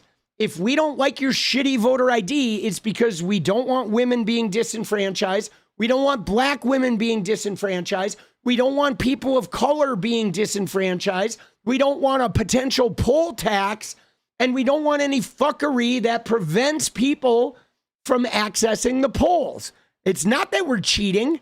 No, we're not cheating. If we were cheating, you wouldn't be in there. And yeah, somebody mentioned transgender people. Like, transgender people now are like, what are they going to do? Some states are trying to even make their existence like illegal. So now they're going to not be able to get an ID, or they're going to have to get an ID that dead names them, or some fucking bullshit, or maybe their documents get taken away. Like, some trans people have been trying to get a passport and they just never get their documents back. The government just keeps their fucking shit, bro. Right? Because it just wants to fuck them over. Okay? And then they have nothing. Dude, do we know when Congress votes on the SAVE Act? So, all right, so 𝗙criptor, what it is with the SAVE Act is this. here's what it is the SAVE Act has already passed the House, okay? The SAVE Act has already passed the House, and now it's in the Senate. But Mitch McConnell's, committee or whatever has been holding it up, and Thune is trying to bring it to a vote. But the problem is it needs 60 votes. But Thune and company are trying to figure out a way that they can, lessen the impact of the filibuster, because there's no way they're going to get 60, but they're trying to make it so they can pull some procedural snafu and get it approved with 51. Okay, but I don't even know if they can get 51 because a number of people have defected, but they think they can get 51. But so they're trying to remove the zombie filibuster. They're trying to make it so they would have to go through the standing filibuster, and so they are, you know what I mean? They are trying to procedurally make it so they don't need 60. That's what's happening. So it's stuck because they don't have the votes, and so they're trying to figure out if they can rat fuck it in a way that will allow them to pass it with 51. But so far, I'm not sure they have that. But here, watch Trump with his little narrative about this, though. Here we go. Okay, let's talk about the midterms. You've recently suggested nationalizing elections. What do you mean by that? And I didn't say national, I said there are some areas in our country that are extremely corrupt. They have very corrupt elections. Take a look at Detroit. Take a look at Philadelphia. Take a look at Atlanta. Dude, yeah. Dude, they're not corrupt in Detroit or Philadelphia or Atlanta. You know what they are, guys? Does anyone want to tell us what Detroit, Philadelphia, and Atlanta have in common? This fucking piece of shit, bro. Right? You know what I'm saying? Yeah. What are they? They're black. Right? Look at what he did there, dude. He didn't say it, but he said it. Okay? Now, you know how corrupt they are in Detroit, in Philadelphia, and Atlanta? They're fucking black, high population of black people, very high population. And dude, look at his face too. And this dog whistling shit, man. Just fucking, dude, this shit bothers me so much. Okay? And normally they say shit about Chicago. He might also list off Baltimore, right? Or they could go in and say Cincinnati. You know what I mean? He is such a racist piece of trash. And I hate these dog whistles, guys, because we know what he's saying and we know what he's communicating to MAGA. And it is deeply racist, man. You know what I'm saying? It is so fucking... There are some areas that are unbelievably corrupt. I could give you plenty of more too. I say that we cannot have corrupt elections. If we have to, if they don't straighten it out. As an example, voter ID. Why don't the Democrats want voter ID? You know who does want voter ID? Democrat voters want it, but Democrat politicians don't. I don't think most Democrat voters want it either. And I mean, we wouldn't be opposed to it if we did it right? We wouldn't if we did it to where the government funded them and we got it. But dude, what's so crazy about this, guys, is that Democrats have very specifically talked about why they don't want their voter ID shit, right? Because he just wants to disenfranchise, Detroit and Philadelphia and Atlanta, right? That's why. That's why, guys, because he wants to get rid of the black voters because he's a racist piece of trash, dude. Why don't they want it? Because they want to cheat on elections. Can you imagine if I were a politician and they asked me, do you want voter identification? And I said, no, there's no way you could win that debate. But even the Democrats don't want voter ID. If they don't want voter ID, that means they want to cheat.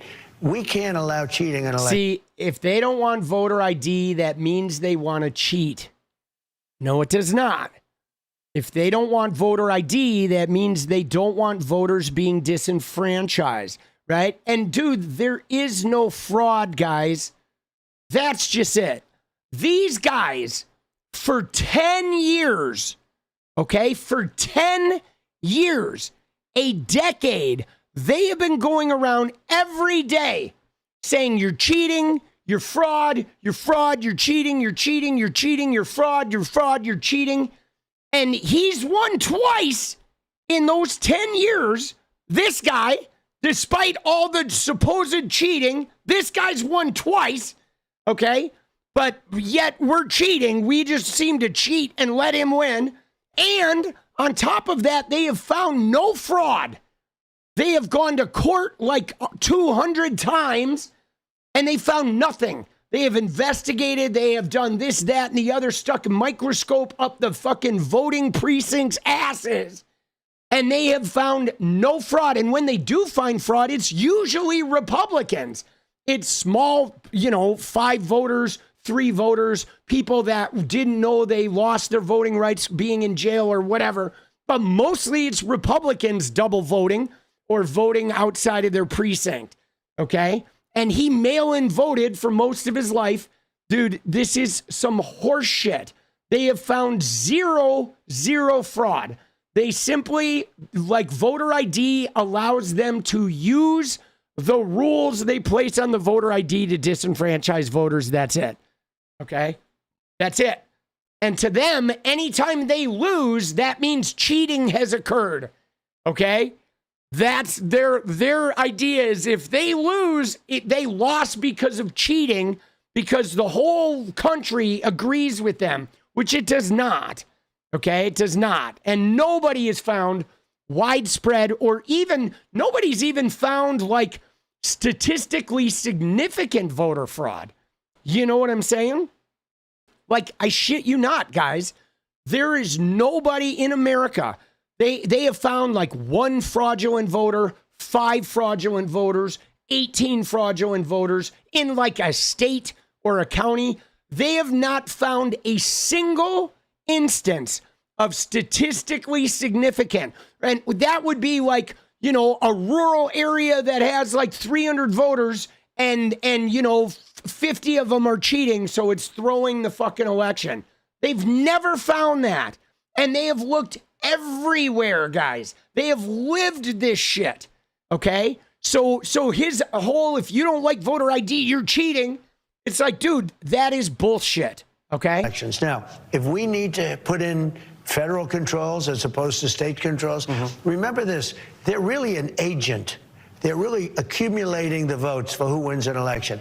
If they can't do it honestly and it can't be done properly and timely, then something else has to happen. And no, but here's the deal, Donald Trump. No, the states are not an agent of the federal government during an election. Constitution grants the states the constitutional right, like the First Amendment or the Second Amendment, to run that election. This is a constitutional right. You don't get to federalize it because you don't like the way the states are doing it. Dude, and I know the irony, right? The irony of him, now the states are agents of the federal government. Like, dude, the states' right party is now, hey, states, you are now an agent of this convicted felon, okay? This Epstein's best friend, convicted felon. You're now an agent of him. Dude, Scripture says we need Congress to pass the Pine Box Act. Oh! Let's go. I'm down with that, boss. The Pine Box Act. Let's do it. Dude, the states are an agent. Jesus, bro. Dude, what a clown. All right. And I think there's one more here. You ready? Here we go. All right. This is, of course, the age-old question because he knows he's losing the midterms. Okay?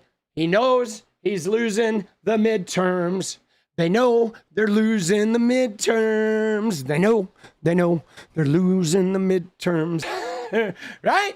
Okay? They know they're losing the midterms. So here we go. Will you trust the results of the midterms if Republicans lose control of Congress? I will, if the elections are honest. Look, I want the last one that wants to complain. I just had a great election. They say one of the greatest elections, you will agree, ever. Dude, I will if it's an honest election. What did he say there? He said, I don't want to if complain. Republicans lose control of Congress? I will, but if the elections are honest. Look, I want the last one that wants to complain. The last one that wants to complain, dude. Like, dude, Trumpy, you're still complaining about 2020, boss. You are still complaining. Like, what is he? Dude, all this guy does is complain. Yes, thank you, significance. That is all he does. He literally wakes up, gets his phone, complains for 12 hours, shits his pants on camera, complains, and then he goes home and complains more until he fucking complains himself to sleep.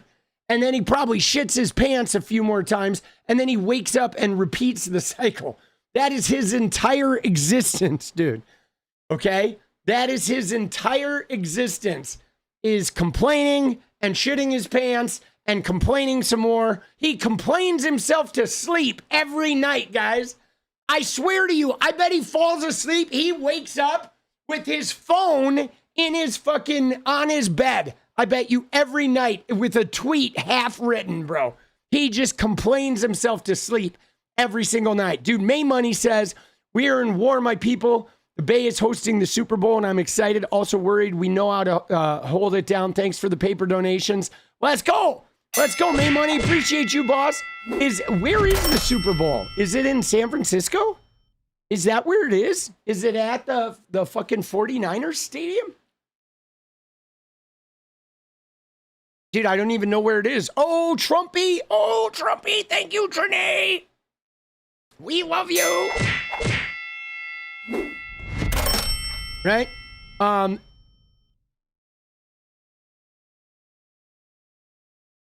Let's go. Is it in San Francisco, 49ers? Oh, shit, boss. Dude, yeah, I will if elections are honest. Look, I'm the last one that wants to complain, bro. That is some bullshit, boss. Okay, now you ready? Here he goes again, though, guys. Look at this shit, guys. Look at this fucking clown show, bro. Speaking of counties, what is happening? Watch this clown show of what he says here, dude. Okay? Watch this. Speaking of counties, what is happening in I'm Fulton not doing anything, but the FBI went in because it's been under I guess, review for years. The cheating that took place in Fulton What are they County. looking for? And Did you see the word choice there, guys? Okay?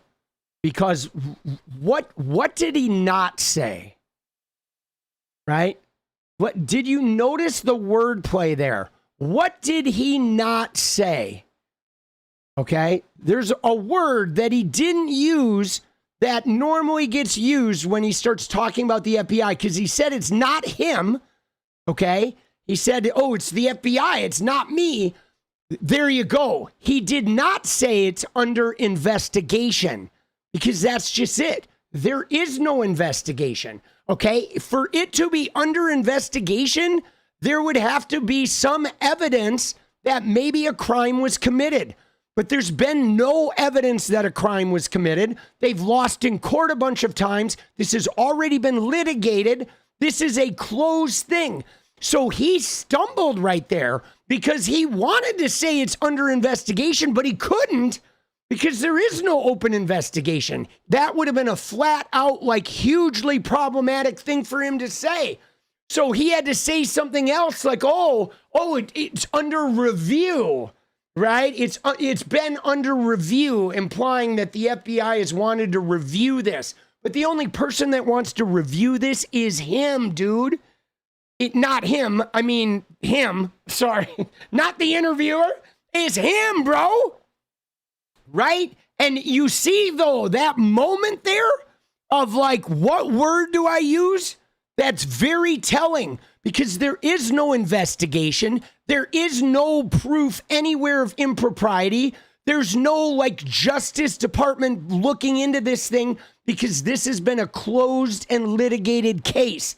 And they have tried it to death. Okay? They have beat this horse to where there's not even a horse left anymore. It is a pile of horse dust. And now the FBI is under review. All right, but watch where he goes, because he just goes right to batshit land, guys. Watch this. This is nuts. Speaking of counties, what is happening in I'm Fulton not County? doing anything, but the FBI I'm not went doing in anything. because it's been under I guess, review for years. The cheating that took place in Fulton What are they County looking for? and 'Cause in that particular nobody knows state. what's in the warrant. What Well, are you're they going to looking find for? out. Look, why would anybody be upset that they went in and they got the ballots, I guess, right? Again, they did this. That's been under review and under investigation for 4 years. Oh, he did say investigation. No, it is not. And now they got a court order. You know, they got a court order signed by But nobody knows what a the evidence respected is but for. liberal Yeah. judge signed a court order allowing them to go in and pick them up. Well, you're going to know. See, that right there, dude, he actually said investigation. I think that's going to come and haunt him. You know why, guys? You know why this is going to haunt him? Because check this out, dude. Like, it's easily disproven, okay? Because every FBI investigation has like a long paper trail, okay? When something gets investigated by the FBI, like when they raided him for those documents, there is a long paper trail, a chain of fucking paper trail that shows you every step of the way right up to the grand jury indictments. You know what I mean? But him, he said, oh, this, first he said the review, and then in the end, oh, under investigation. But like, dude, that's easily disproven. There is no, you know what I'm saying? There is no, there is no fucking instance where that was under investigation. There's no paper trail to confirm that. And Bradshaw is saying the order was to make copies, but they took the originals. I mean, dude, if that's the case, that's like super problematic. Y'all remember when he tried to press my pants and then he threatened to hang my pants and my pants didn't fold? Bad Mike Pence, January 6th. Oh, my pants. That's funny, dude. Dude, that is a terrible Mike Pence joke. Dude, thank you, boss. We appreciate you. So is that it? They were supposed to take the, let me see.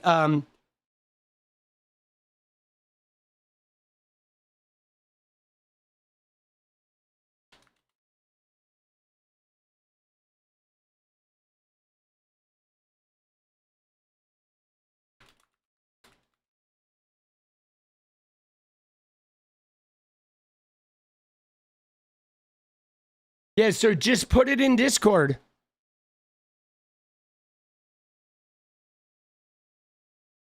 We're going to trust the AI here, even though. So it's not giving us an answer. That's really weird, guys.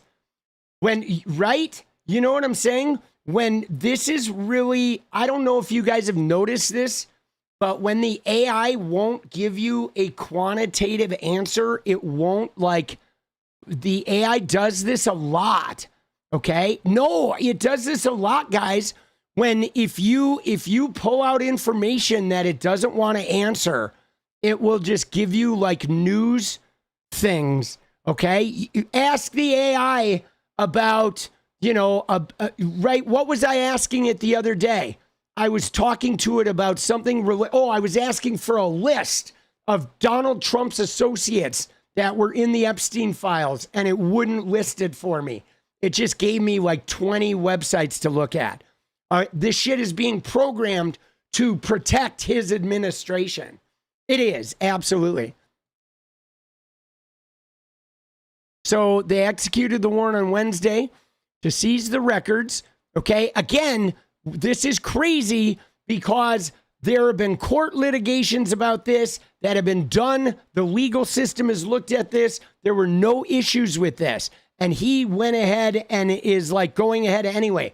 For God's sake, America, wake up. I hope we do, Golden. All right, he's long claimed without evidence 2020 election was stolen from him. He blamed Georgia. Okay. After the election, he made the call to Raffensperger. Right, the perfect phone call, the 11,000 votes. The warrant served on Fulton County Election Center sought ballots, tabulator tapes, digital data, and voter rolls, which it alleged might constitute evidence of the commission of a criminal offense. It cited stiff criminal penalties related to the procurement, casting, or tabulation of fraudulent ballots. So again, they're saying it might, okay? They're like, this isn't even, hey, we have evidence of a crime. They're basically like looking for evidence, okay? They don't have evidence, right? Normally, we have evidence of a crime, so we're going to, commandeer your shit. They're like, no, we're looking for evidence, okay? So what does it say? They had filed 60 legal cases. They lost all of those. And an FBI spokesman declined a request for comment, except saying it's conducting court-authorized law enforcement activity. Okay? Fulton County Chair Rob Pitts said the ballots had been safe in the county's custody, defending the handling. I mean, that's the problem, because now that they're not in the county precinct, you have no idea what they're doing to these ballots. Okay?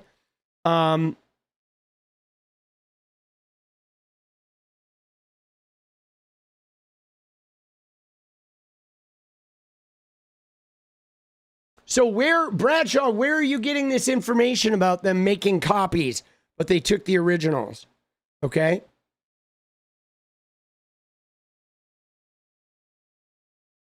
Because I'm not seeing that, right? Chain of custody is definitely broken, but I would like to read the article or whatever where you said that. You sent me the info?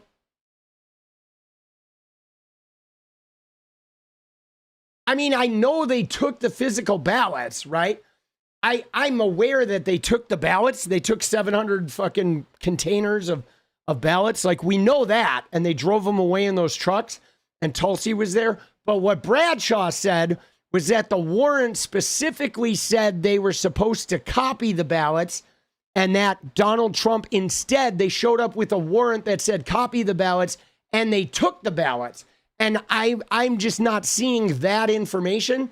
So what I'm wondering is where Bradshaw got that information, what article, because I'm thinking that might not be accurate. I mean, we don't know what this warrant said.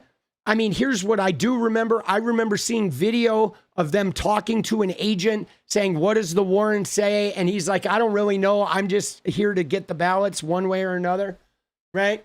And like, so I don't know, like, but I'm curious to find out. But let's watch the rest of this, though, and get batshit. Because first off, 𝗙cie𝗹𝗹 is like basically a Russian agent, guys. She really is. She is like a Russian agent. But watch this. We're going to watch this whole thing. I'm going to let it play. Speaking of counties, what is happening in Fulton County? I'm not doing anything, but the FBI went in because it's been under I guess, review for years. The cheating that took place in Fulton County and in that particular Nobody knows state. What's in the warrant. What well, are you're they going to looking find for? out. Look, why would anybody be upset that they went in and they got the ballots, I guess, right? Again, they did this. That's been under review and under investigation for 4 years. And now they got a court order. You know, they got a court order signed by but nobody knows what a the evidence respected but liberal judge, signed a court order allowing them to go in and pick them up. Well, you're going to know what the ballots say because they're right now inspecting the ballot. I'm not involved in it, but they are inspecting and checking the ballot. Why is 𝗙cie𝗹𝗹 there? I don't know, but you know, a lot of the cheating comes from it's international cheating. You have people, they say, from China trying to. You put this on let me ask you, Social. do you think China tries to influence our election? We know that foreign governments try to influence a lot of things in this country. Therefore, she's foreign governments. But you've tweeted out some theories about Italians and satellites. I mean, do you believe that stuff? No, I didn't cheat. I sometimes will read truth. Yeah. I'll read truth. But let me ask you this. If China or any of these countries are involved in our elections, that would bring her into it.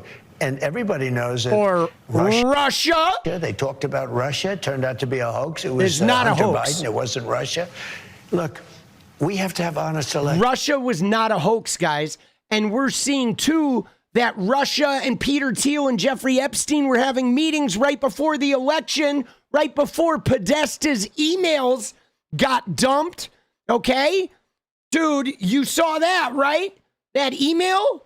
Dude, May Money. Hold on. Let's hit May Money right here. May Money said, I work in an elementary school. I don't have kids of my own, but my nieces and nephews, taking care of children in this country is fucked. Like, what the fuck? You're not wrong, May Money. Let's go. But, dude, the Podesta. Look at this shit. This email. Dude. The fuck is that shit, bro? They're fucking weird drawings and shit. Right here. Okay, is it? Dude, let me, hold on. I'm going to move off. I'm afraid of what I'm going to find down there. All right. Dude. It is, because this opens up to all that weird fucking, you know, all their weird satanic cult shit.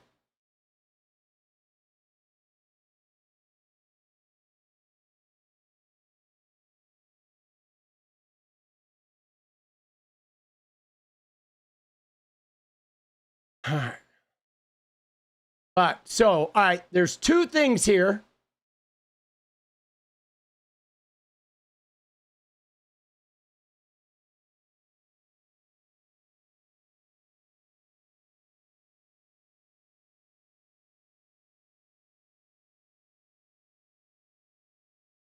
So this one, you ready? Look at this. This is what I was looking for, guys.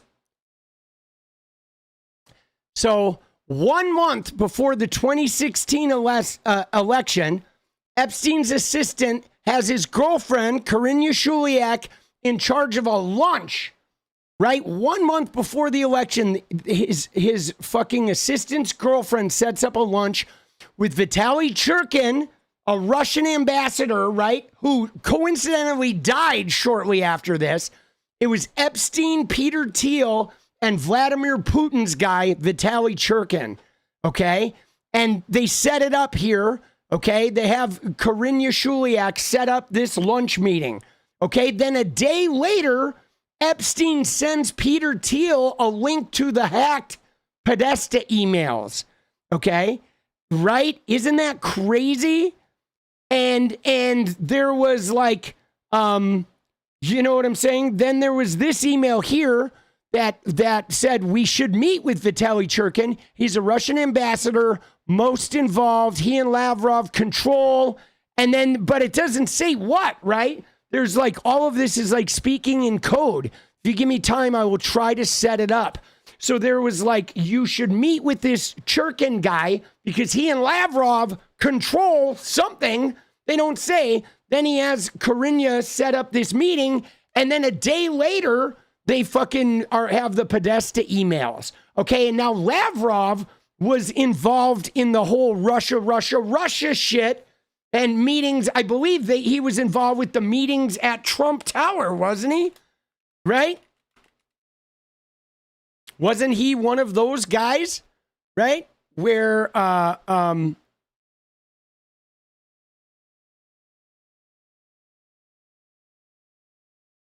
right? Where was he? Okay. Oh, so he wasn't present. Okay. He wasn't present, but no, Lavrov like met with him in the Oval Office, wasn't it? Wasn't it Lavrov and Trump and somebody else that had that Oval Office meeting? But he wasn't at Trump Tower, but he has been sort of like pivotal in the Trump sort of Putin-Trump Russia connection. Okay.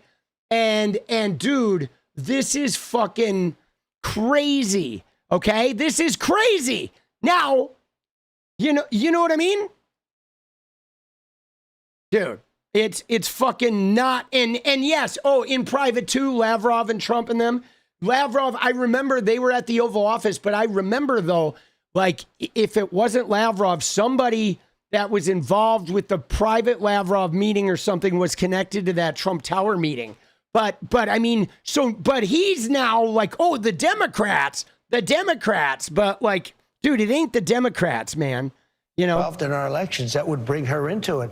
And everybody knows that Russia, they talked about Russia, it turned out to be a hoax. It was Hunter Biden, it wasn't Russia. Look, Hunter we Biden. have to have honest elections. Yeah. there should be nothing wrong with the fact that they went in, got ballots from a while ago, and they're going to look at them. And now they're going to find out the true winner of that state. And you know what?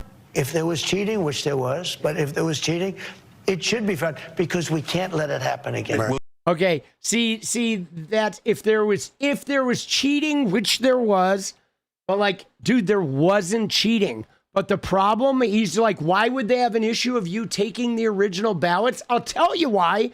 Because the guy who says if there's cheating, which there was, is the type of guy who will take those original ballots and make them so it looks like there was cheating. Okay, that's the problem. Is you are already convinced there's cheating, even though we have shown you plenty of evidence there was not. And you're still insisting. Okay, fucking clowns. All right, so Bradshaw says this is the article that talked about copies of the ballots.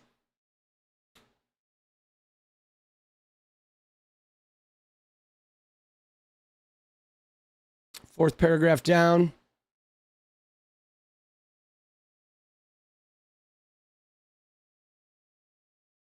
You said 1, 2, 3, 4. With today's agreement, we ensure that platforms are held accountable for the risks in their services. Dude, what is this even about? This is about the EU. This is about Elon Musk, dude. I think you sent me the wrong article, bro. This has nothing to do with Trump and Georgia, right?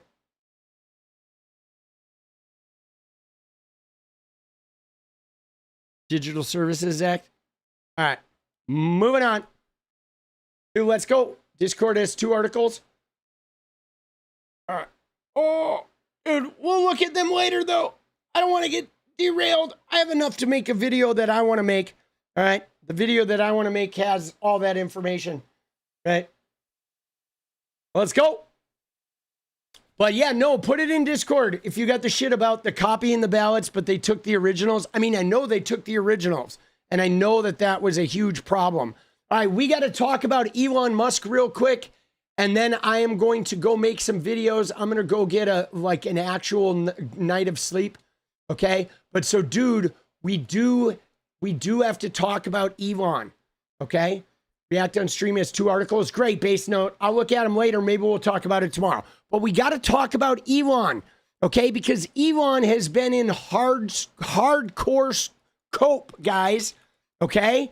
Hardcore cope, okay? So let's run this through, guys, okay? Let's fucking run this through about what we have witnessed with Elon in the last handful of days. Because I feel like there is a convergence of shit going on with Elon. Yes, they are panicked. Okay, they are panicked. But first off, we have to go back to this original tweet, guys. Okay, this was the Elon Epstein tweet that fired it all off, that set everything off way back in last June. Okay, this is June 5th.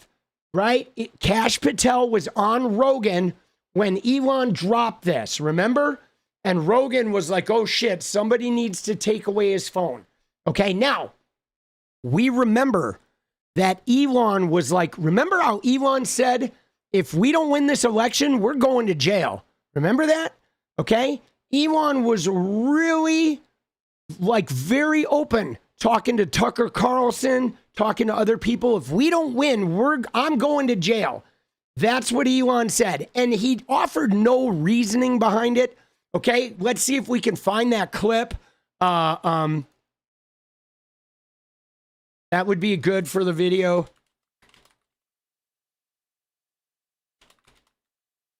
No, but Elon said it too. Right here. You ready? Watch. Elon said it. If he loses, man, what? You're fucked, dude. I'm fucked. If he loses, I'm fucked. It does seem that way. You can't just be like, Yeah, I'm like, how long do you think my prison sentence is going to be? Do you think? Will I see my children? All right, so right, how long do you think my prison sentence is going to be? right? I remember that, dude. You know why I remember this one? Because it looks like The Matrix. Remember that scene in The Matrix where they're in the white room? They're zipping through. These guys are set up like this. And look at how he's laughing. He's like, man, I'm so screwed. How long's my prison sentence going to be? I mean, dude, he's under deep investigation, dude. Elon is so crooked, guys. He is so crooked in so many different ways. That's why he has this, with the shit he was doing, manipulating fucking crypto and breaking environmental regulations and in his companies, improprieties. I mean, everything about his companies, they are all just phony stock, like inflating vehicles. Okay. And then I know Bannon had said something about that too. But so guys, then he drops this tweet though. Okay. Which is like, wow, time to drop the really big bomb, right? Trump in the Epstein files. That's why he's hiding them, mark this, the truth will come out. And then he deletes this, right? Okay, now everybody here thought, okay, he's calling out Trump. He knows Trump. We all know Trump is dirty, but he deleted it and he was going to start his America party, but then he went back and pledged to support Trump again. Okay, full money. I'm fully backing Trump and MAGA. Okay, so Elon does this, deletes it, is back in the fold. Now, we have the bombshell revelation about Elon being in the Epstein files. And Elon, practically begging to go to this island. And not just to go to the island, but when are you having your wildest party? Because I'm not looking for just an island vacation. I'm looking for something real specific. Wink, wink. I'm looking for that wildest party. And he's like, oh, I'll send a heli for you, which we know that means Elon's going there without anyone knowing. And now Epstein supposedly canceled, but we don't know if that's accurate. We don't know if that was some kind of code, if Epstein contacted him in some other way, right? If somebody else reached out on Epstein's behalf. And in fact, Epstein just said, oh, yeah, sorry, I'm going to have to cancel. Maybe he did. There's code all over those emails. Maybe somebody else emailed Elon, some random fucking account that looked like a spam email that gave him the details. I mean, we're pretty sure Elon went to that island, and you know how? Because Elon became the fucking howling dog, okay? You know right? You know the one where you go in and something happened and somebody jumps out and is like, whoa, man, dude, I had nothing to do with this. I'll take a lie detector. Right? Dude, we got to find who did this because I didn't have anything to do with this. He became the hollering dog, bro, where he literally for days was like, how come no one else is asking for an investigation? I want this investigated. We need to lock these people up. I'm the only person calling for the investigation. Dude, he tweeted hundreds of times about this shit, boss. Let's find some of them, shall we?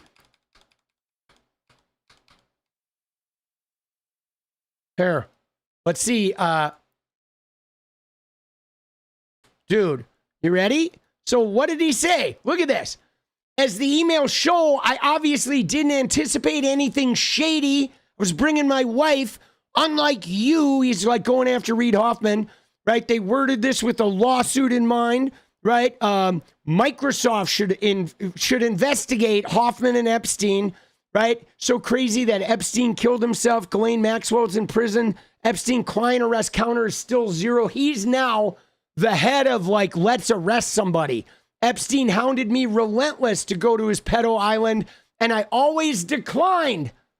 That's not what those emails said there, Elon. Now Elon is fucking rewriting the shit. Dude, we saw the emails, bro.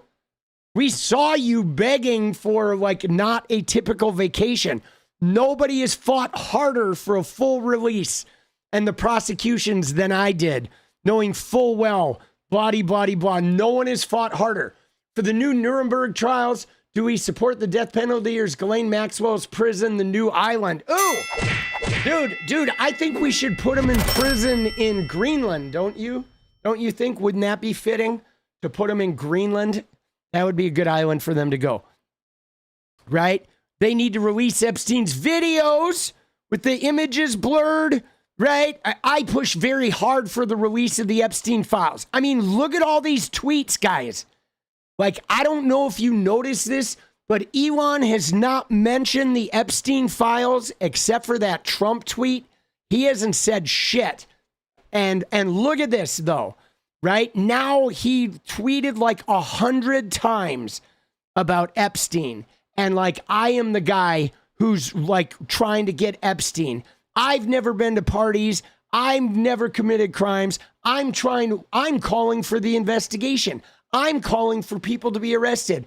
Oh my God. Yada, yada, yada. Okay. Bloody, bloody, blah. Right? You know what I'm saying? Dude, he has been crazy. Okay. Now, today, though, okay, there's only one reason to avoid voting on releasing the Epstein files.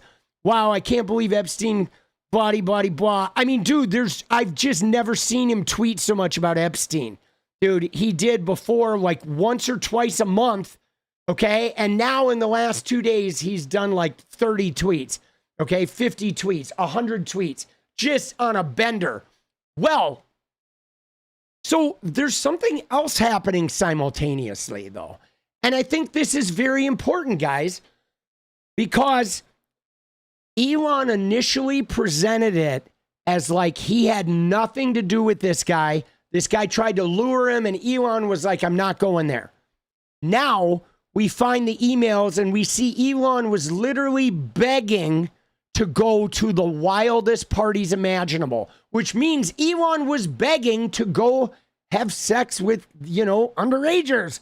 Okay? We know what that means. The wildest Epstein parties, Elon was begging to get down with the kids. All right? And he was very specific about it. Now, we don't know that Elon didn't go there just because that email said he canceled. I think Elon went.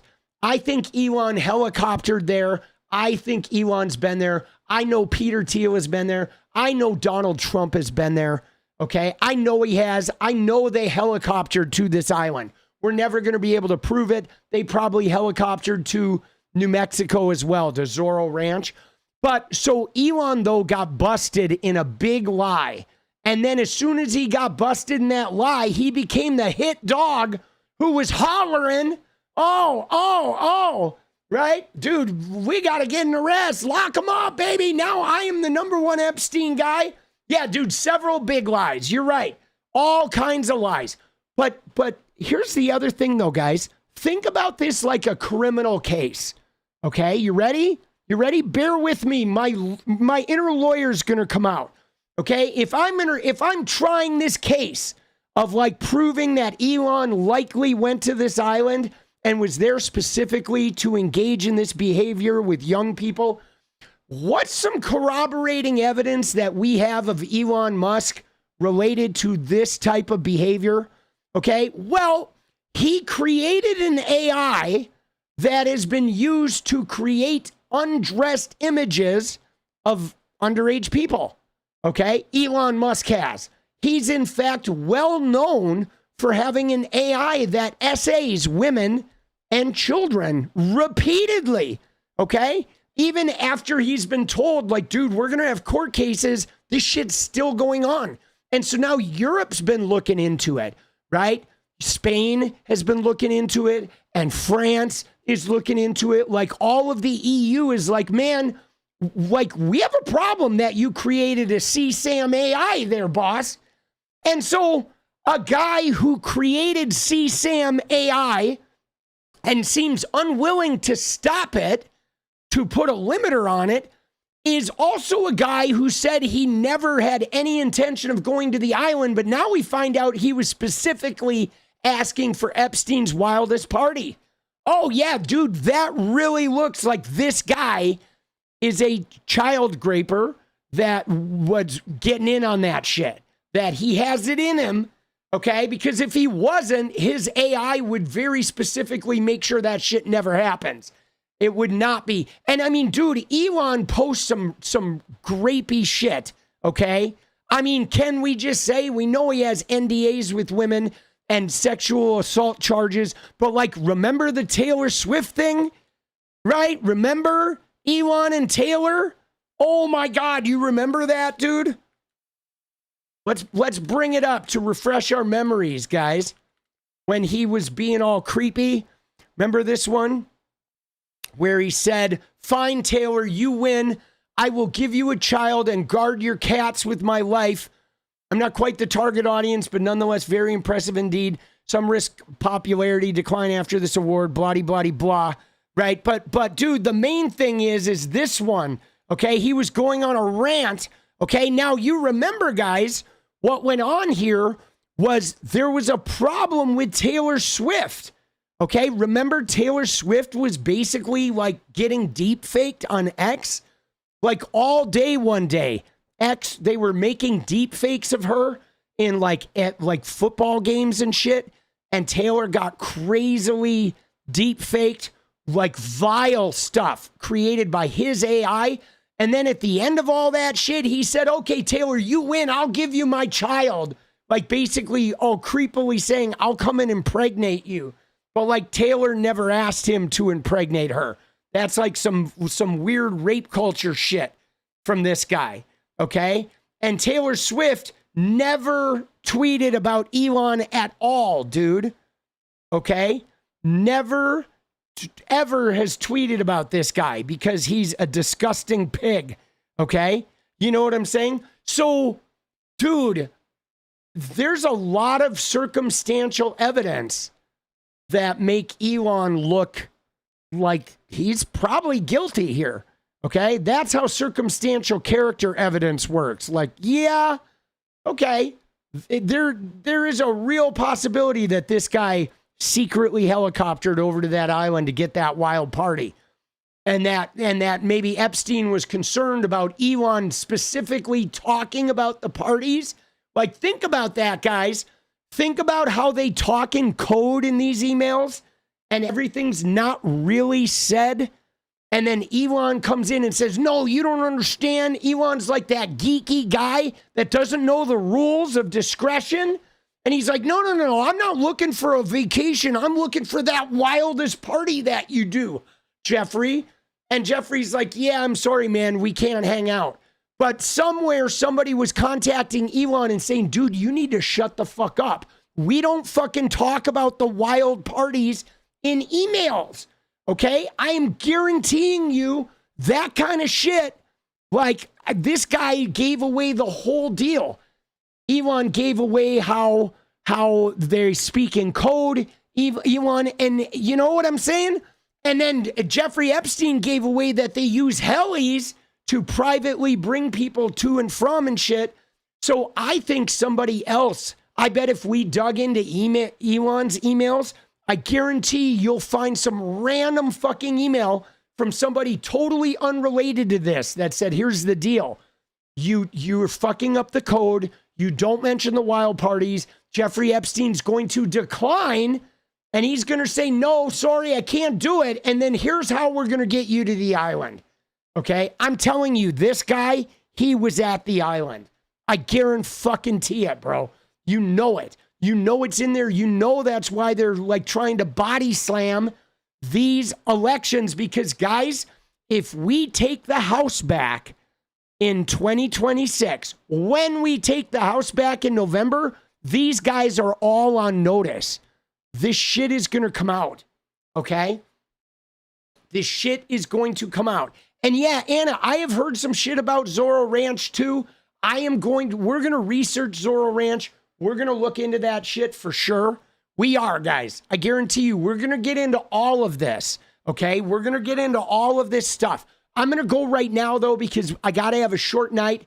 I got to get ahead on some videos and make this stuff. But we're going to, I have some of the Epstein files. I have, it looks like what I have is right here. Hold on one sec. So what I have, give me one sec. I'll show you what I've got. I have some of 9. I have some of data set 9. Okay. I have data set 9 to Like I have the first like 3,000 articles of data set 9. Okay, so we're gonna look through some of this shit. All right. Hopefully I don't like destroy myself with this, but some of them are court cases, okay, and some of them are emails, but some of it is crazy redacted shit. Okay, so we have a lot of stuff to look through, and Jenny's grabbing new shit. We're gonna look through all of it, okay, and we're gonna go through the rest of the stuff that we have from the first 8 data sets.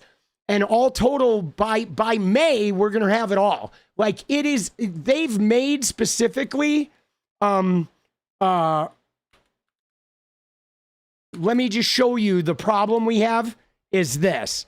Okay, here's the problem we have, guys, is they have made the DOJ disclosures here, data sets, right? The EFTAs, look at what they did. Okay, now they have changed it all. Okay, so what they had, guys, you ready for this?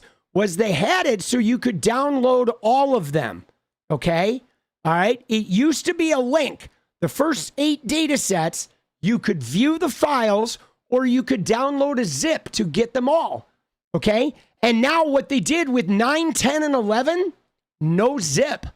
Okay, so 9, 10, and 11, there's literally, guys, there are like, I think Jenny figured out there's 3,000 pages. Okay. She's able to do about 10 pages an hour of downloading, and she's doing it all. She's going to do all 3,000 pages. Okay. She figured it out. It's going to take her until May. Okay. She's like, I'm paying her to do this. So Jenny is downloading, and then they data set 12, I grabbed the minute it came up. So we're waiting for 9, 10, and 11, but we're going to go through all of these, and then eventually I'm going to have it all. Use a script. Well, so the thing is, though, guys, is I don't have access to making a script, and what they do, guys, is they do this. You ready?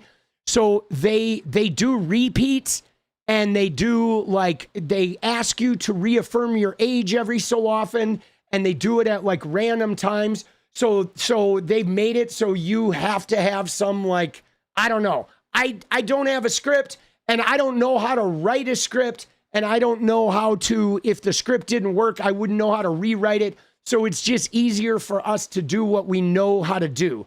Okay. Which is, right. Which is just, she's just downloading it, right? She's fine with doing that. And then she's able to get rid of like repeats and all that stuff. Okay. So she is involved. And I mean, if you want to do a script or whatever, right, you can do it.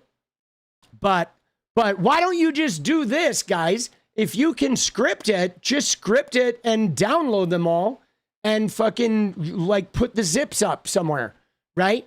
You know what I mean? Like just download them all and put the files somewhere on the internet, like in a zip file, instead of like me having to work with your script. Because I don't know how to operate with scripts, but we know how to do it the old fashioned way. And so we're doing it. So if you want to do a script and like fucking do a script and make it happen, you know what I'm saying? But I am putting them all on a personal hard drive.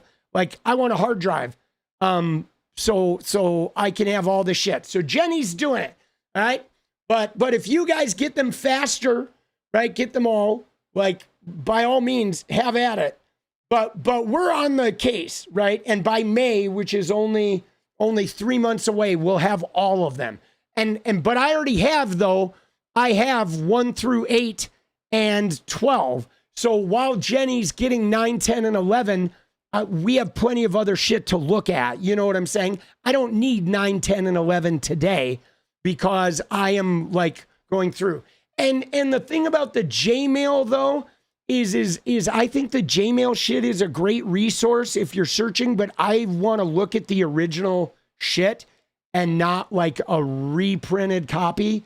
Like, you know what I mean? I don't know if that makes sense, but I'm looking for like pattern recognition, which means like for me, like what I'm doing is so guys though, yeah, this is going to be years. This is going to be like 5 or 6 years, But here's what I'm looking for, guys, is let me tell you specifically, and you may have noticed some shit has happened recently where I found the pool that Bill Clinton and Jeffrey Epstein were in, and 𝗫𝗏𝗽 put that on their site. And then 𝗙𝗪𝗏 𝗪𝗠𝗀𝗧 has put a couple of things of me on my site recently, me talking about the helipad and shit. And so, like, why I want to get in this specifically, okay, is that I have a really good, like, I don't know, I absorb like light bulb sort of details, okay, if that makes sense. Which means, like, if I just look at a bunch of emails, even if I don't know what I'm looking at, if I look at a bunch of emails and a pattern starts to form, like, I will notice the pattern even if I don't know what I'm looking at. I will just notice that, wow, they keep using this one specific word in the subject matter, right? And some of that shit just happens, like, because I was an abused kid that grew up in a really abusive alcoholic household. I am like hyper vigilant as fuck, guys. And it's not even something that I am consciously aware of. I have like a 24/7 hypervigilance, like clocking, like everything around me that is always functioning. And so for me, just poring over these original emails, like, if there's something in there to notice, I'm just going to notice it. And I'm not even going to have to be looking for it. I almost just have to, like, be exposed to it. And the other thing I have is I have like a near photographic memory. Okay, even though I can't remember what I fucking had for lunch 3 days ago, and I'm super absent-minded in my hyper ADD moment, I store shit, dude, where, like, when I see it, it's just in there. It's like a vault, dude. I remember faces. I remember names. I remember tiny details about people. And I don't know why I do this. I just have it. So I think that me, like, just poring over this shit and just absorbing all of those pieces of information, I think it's going to be helpful to this in some way. And I think I may find some, like, details or things in there that maybe other people aren't looking for, just with my sort of, like, you know, detective hypervigilance shit that I have. Because I have this, like, weird skill that just functions automatically, that I notice these really minuscule details. And this is one of the reasons why I became, like, such a schmoozer and a networker and really good at sort of infiltrating my work power structures, because I'm just good at noticing these, like, you know, little behaviors or these little, like, qualities about people. It is that weird hypervigilance that I've now, like, I kind of use it for good. I used to use it to sort of, like, protect myself, and I would fuck up all my relationships, right? And you know what I mean?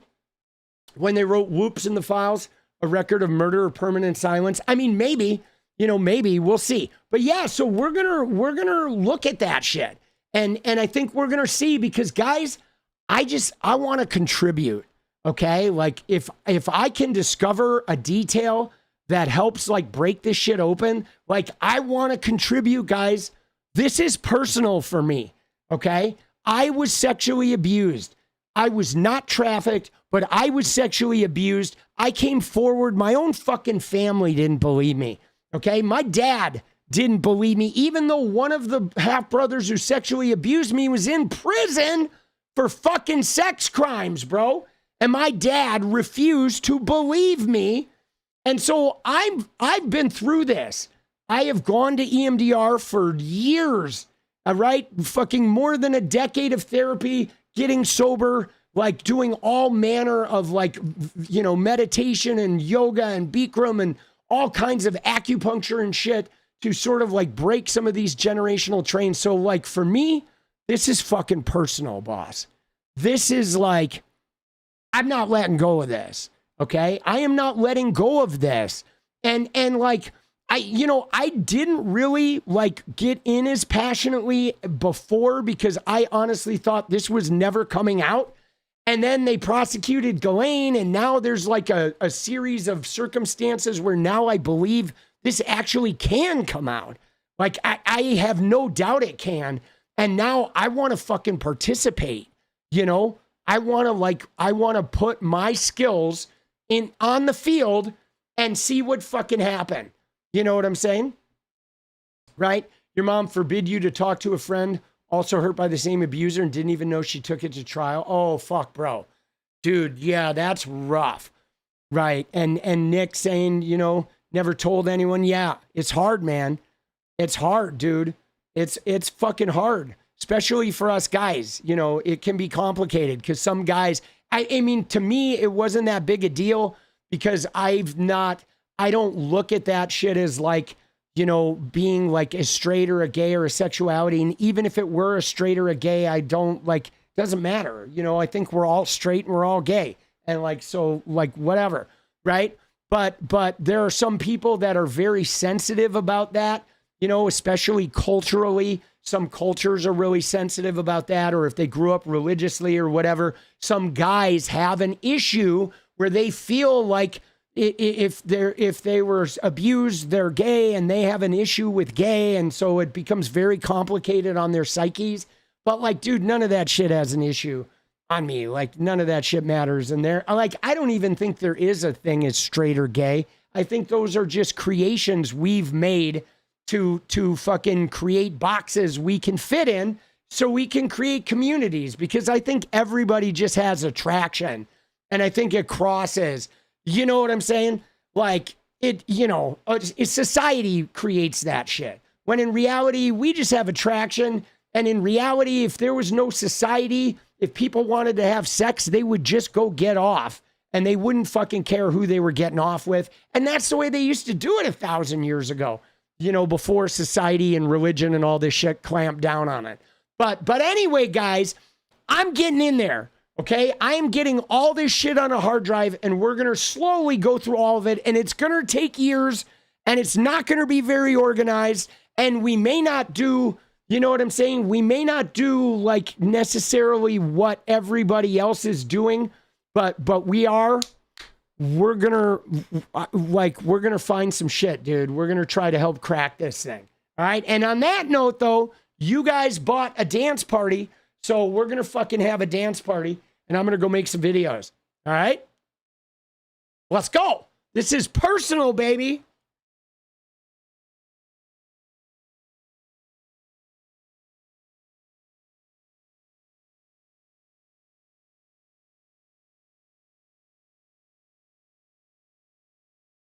Wait, this hat goes over here. I want to say one other thing, too.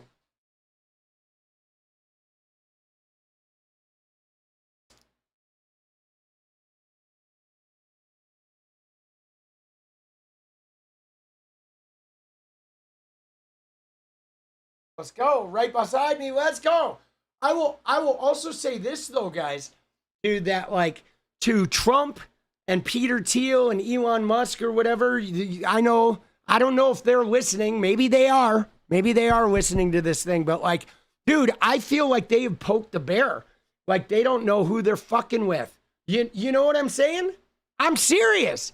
Dude, I know that may sound arrogant or whatever, but I don't think much of them. Just because they have a power structure behind them does not mean that they're smart, and doesn't mean that they're capable. But I'm fucking smart, dude. I may not look smart and I might not act smart, but I have some fucking mental skills, and like I feel like those guys have poked the bear, and so we're gonna fucking get involved, dude. We're gonna start putting the brain power to work. All right? You know what I mean? And yeah, dude, I think we should all be doing this, like you guys too, because I'm not the only survivor with like crazy hypervigilance. Okay, a lot of us are, and I think survivors actually have the skills to be the detectives. Like we can break this. We don't have to wait for the government to save us, guys. We can crack this shit on our own, man. We can, dude, and fucking right. right there, dude. Elon, you fucking helicopter flying cuck. We're coming for your ass, boss. You too, Trumpy. Oh, get away from me, political punk. Yeah, let's go.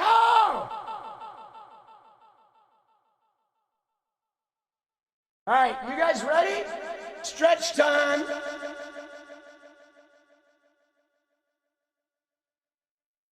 Oh shit, bro.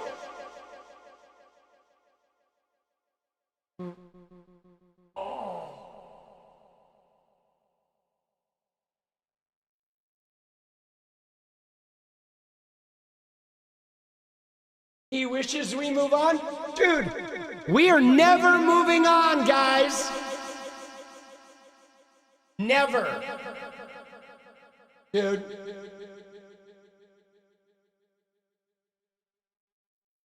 You ready?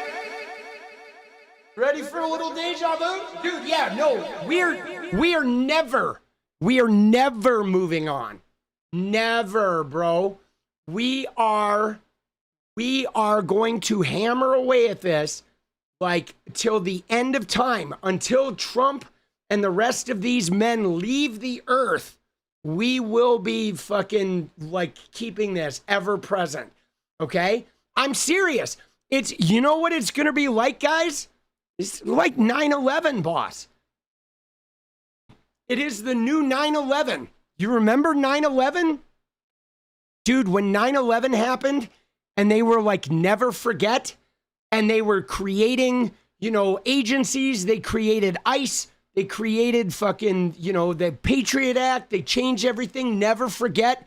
And it was like you couldn't go anywhere without people talking about 9/11, okay? 9/11 was like in everybody's psyche for a decade, easy. And it ended up with all that Afghanistan shit. This is like societal 9/11. It is like a 9/11 of power, okay? A 9/11 of white male, like pedo power being shattered, of the patriarchy. The towers of patriarchy and rape culture are being shattered, right? There's powered fucking patriarchy and the grape culture that supports it.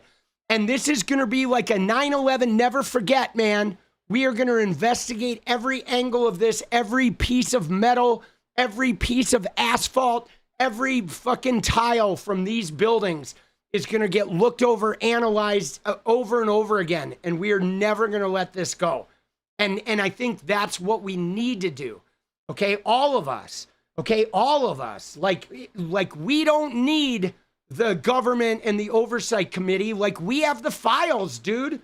We have the internet. We have the social media. Like, dude, there's nothing preventing us from solving this shit or looking into everything, right? The PIA, baby. PPIA. Dude, the Political Punk Intelligence Agency. Dude, let's go. Dude, let's go, baby. Be a part of history, dude. We are the history. All right, you ready? Oh, dude, get ready to strap it on, baby. All right, let's go. Let's go. Little deja vu. Here we go, baby. Here we go. Here we go. Here we go. Here we go.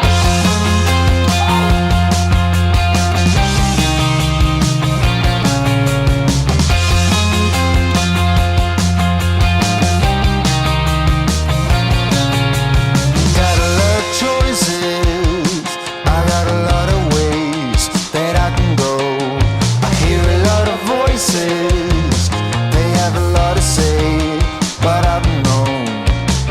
Been here before.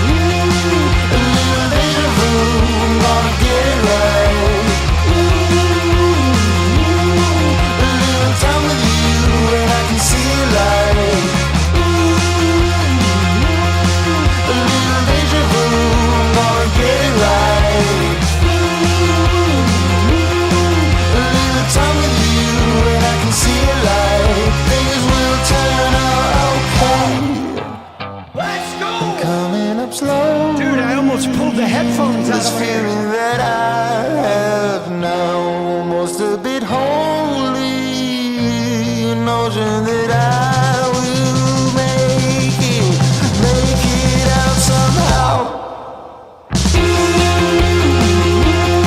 A little deja vu, I'm gonna get it right. A little time with you, and I can see it light. A little deja vu, I'm gonna get it right. A little time with you, and I can see it light. Things will turn out alright this time, I know. Let's go! All right. Holy shit, bro. Woo!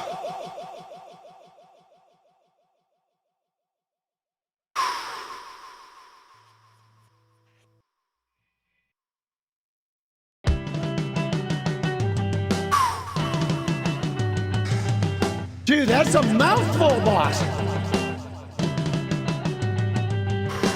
This is it, I'm tired of explaining. It's too late Because everyone is waiting.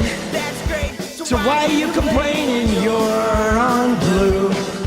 If I'm unsure, will anybody notice? It's my fault because I love you on purpose. I'm insecure, just a little nervous. You're on blue. Who knows you're on blue? When every bruise looks good on you. Tell me who knows you're on blue? When every bruise looks good on you. He does know. Alright guys, that anything is worth it.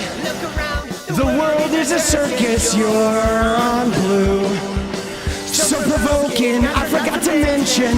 Are you joking? I need some attention. Nothing's working, so change your direction. You're on blue. Who knows you're on blue? When every bruise looks good on you. Tell me who knows you're on blue? When every bruise looks good on you. Why won't you take my hand? Are you gonna deny this? Do the best you can. I haven't got a plan, but I'm gonna survive this. That's just who I am. Alright guys! Be good to yourself, people! Alright, take care of your head. Alright? Take care of it. Dude, we got a long way to go, boss! When you're on blue, you keep Everything inside of you. Try to play it cool. Sometimes you gotta break the rules. I don't know why you're confused. All you need is a little bit of attitude. Yeah. This is it, I'm tired of explaining. It's too late because everyone is waiting. That's great, so why are you complaining? You're on blue.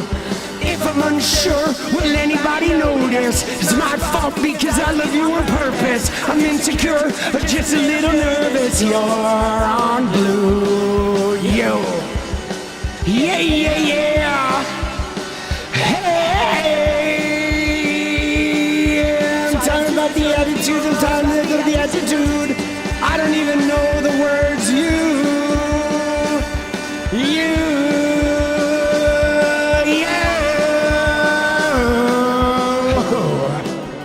Knows you're on blue. When every bruise looks good on you. Tell me who knows you're on blue. When every bruise looks good on you. Alright guys! Thank you, I'll see you tomorrow! Good night!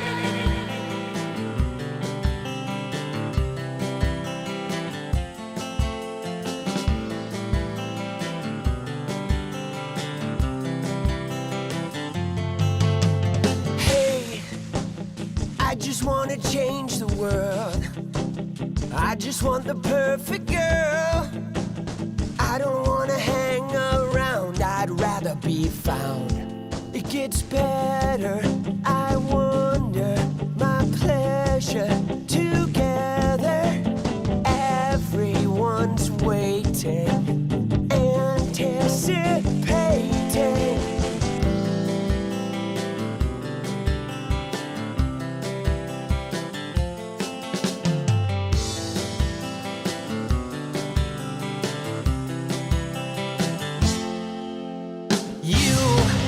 I will never be alone again. I'm immune to the things they said. My heart's unbreaking. You're radiant truth. I know that you will understand, because I finally found myself. My heart's unbreaking. You're radiant. Hey, I just want to change the world, but I'm not gonna wait my turn. I don't ever want to come down, I'd rather be found. It gets better, I wonder, my pleasure together. Everyone's waiting, anticipating.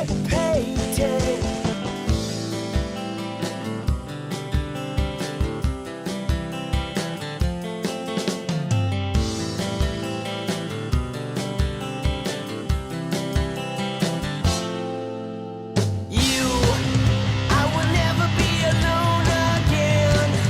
I'm immune to the things they said. My heart's unbreaking. You're radiant truth. I know that you will understand, because I finally found myself. My heart's unbreaking. You're radiant. You're radiant.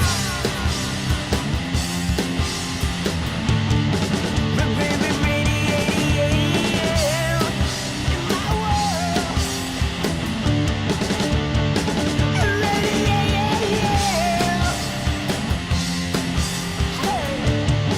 I'm gonna go.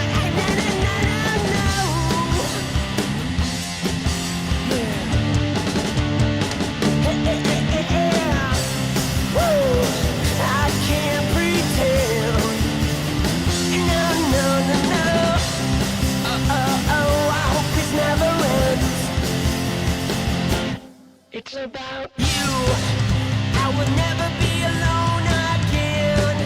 I'm immune to the things they said. My heart's unbreaking. You're radiant truth. I know that you will understand, because I finally